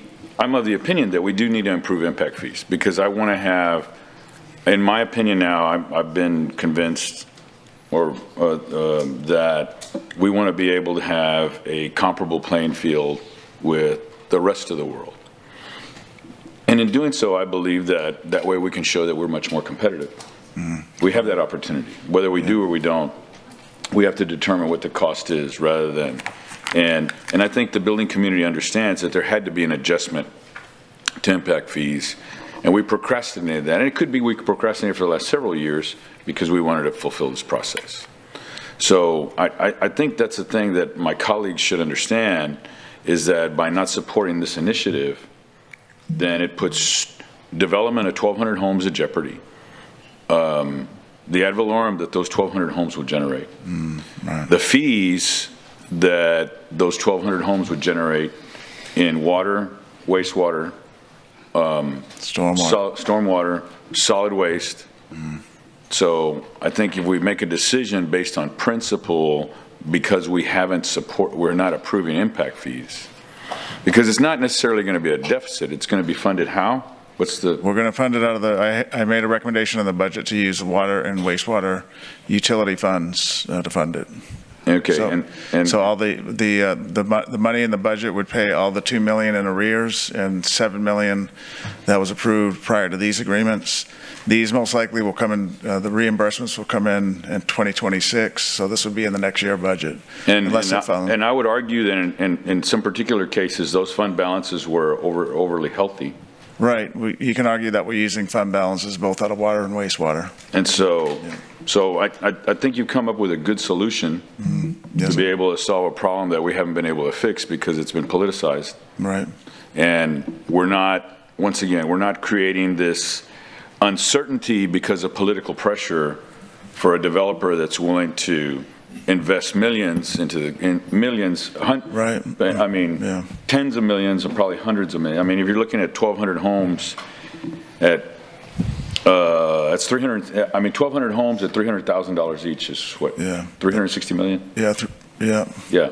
So, so once again, I think that's the thing. I caution my colleagues that, please don't make a political decision. Make a decision as what we're going to do, because we want to provide some certainty for an investor in our community, a developer that's willing to provide an affordable product for our residents. In addition, all the revenue that it's going to provide for the city. Right. Okay. So. Okay, so obviously support this. I just, like I said, I'm going to ask my colleagues again. Have I been at 10 minutes? You're making great points. Thank you. Oh, thank you. So I just want to say that, once again, a politicized issue. This is not a politicized issue. This is basically to fund infrastructure, of which we have fund balance of which our current ratepayers have funded into here, so that way we can continue to improve the assets that we have, and not just like in the past where we've neglected infrastructure improvements. Right, exactly. All right, thank you very much. Councilman Roy. Okay, my question's a little bit easier, I think, in terms of, I want to speak to all the council to recall from my memory and city staff. We knew when we were going through the process of looking at impact fees, and we were talking about at this point, and I don't know can you answer, how long has this developer been waiting for these projects in terms of us making a decision on them? Roughly, roughly about 6 months. There are 3 different developers over the last 6 to 7 months. Yeah, so I agree, we can't hold this up. And so now, if I understand it right, our solution is that we're not going to go in and try to put this burden on the trust fund, because we know that the trust fund's already hurting. It's already owes money, right?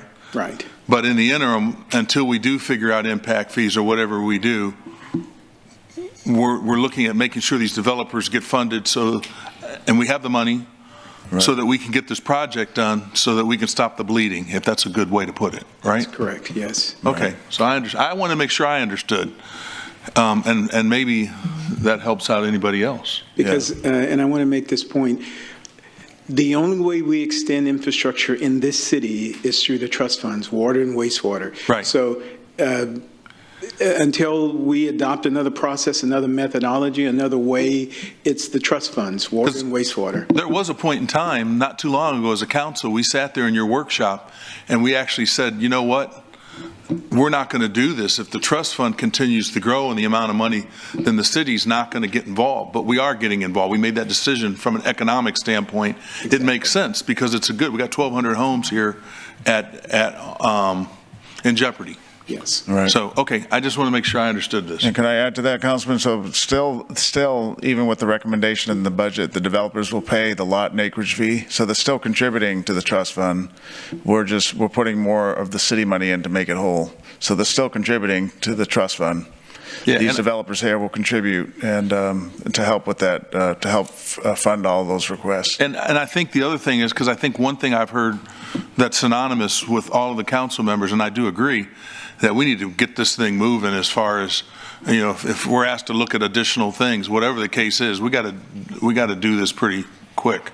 I think it's imperative that, you know, the policies and procedures that we asked for before, try to understand how some of these things would be regulated or how they would flow.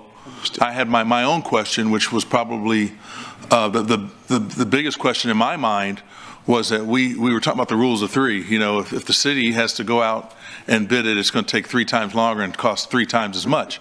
So we were trying to sit there and say, okay, these developers are used to getting out there and making those things happen and moving them along, and how can we, I don't want to use the word compromise, but what's the process or the procedure for making that happen? And we haven't had any communication on that. Understood. So I think I got it. Thank you. Councilman Suckley. Thanks, Mayor. I just didn't want my comments earlier to be misconstrued. I'm still 100% supportive of these reimbursements. 20 months on council, I've supported every one of them. So I'll continue to support it. But my comment was more about what the path forward is, and I won't be on council in 4 months. Won't be my problem, but I still think it's a responsibility of our council to figure out what the path forward looks like rather than kick the can down the road. So, thank you. Councilman Hernandez. Yeah, I just want to clarify something. Impact fees you were planning weren't going to happen until late next year anyway, correct? October 1st of 25, yes. 25. So to allow the SEAC to look at trust funds to see if to give us more than a binary choice is not unreasonable, considering the timeline of implementation. So I think there is, give us a good look at multiple options instead of just two. So to be out there that we're somehow the iron is hot, October 25th of 2025 is not that hot, right? So it gives us the opportunity to look at things and have a more informed viewpoint of things. I've stated my concerns with how impact fees were being kind of implemented, and those still stand. I want to make sure that we have multiple options for us to look at to make a good choice. And yeah, I know some of us aren't going to be on council next year. Hopefully, you'll have some people retained, but it's not necessarily a bad thing. And I don't want to hold up growth of development in District 1, District 3, and District 5, just because we don't want to move this along while we're going through this process. So I'm supportive of this. Thank you. Councilwoman Campos. Thank you, Mayor. And you know what? I am grateful for this discussion, and I am grateful for just continuing to explain to us, how, all this, the funds are being reimbursed. And you're right. I mean, like, even if we were to vote for the impact fees, it would not impact this particular project right now. I just wanted to mention about the politicizing of this particular issue. I was in a room with another council person, and that's exactly what was stated, that this was a very political issue. My opinion is that every issue that comes up in council does, of course, it can be political, but I think if you just know that you're doing the right thing, then it automatically for me it becomes easy. So I did say that I would not be supporting it, and you heard me, but you know what? I am grateful to these discussions, and I think I may change my mind. So thank you. Thank you. And Councilman Hunter. Thank you, Mayor. Mr. Raymond, so if we were to add all these numbers together, it would be approximately $2.3 million in reimbursements. That's correct. And if it is $360 million at 0.599, we will be generating $2.2 million in tax revenue every year. That seems so it pays itself off in 1 year, and we will be generating from that year forward $2.2 million extra dollars that we didn't have before. Ad valorem tax, yes, sir. Thank you. Okay, thank you. So, Councilman Klein, you were going to go ahead and make a motion, Councilman Klein, to pass them all? Oh, no, you're voting against it. I'm sorry. I'll entertain a motion. Go ahead, Councilman. I move for approval. Second. Can you say 11 through 16? Of items. Go ahead. I move for approval of items 11 through 16. Okay, we have a second on that? Okay, please submit your vote.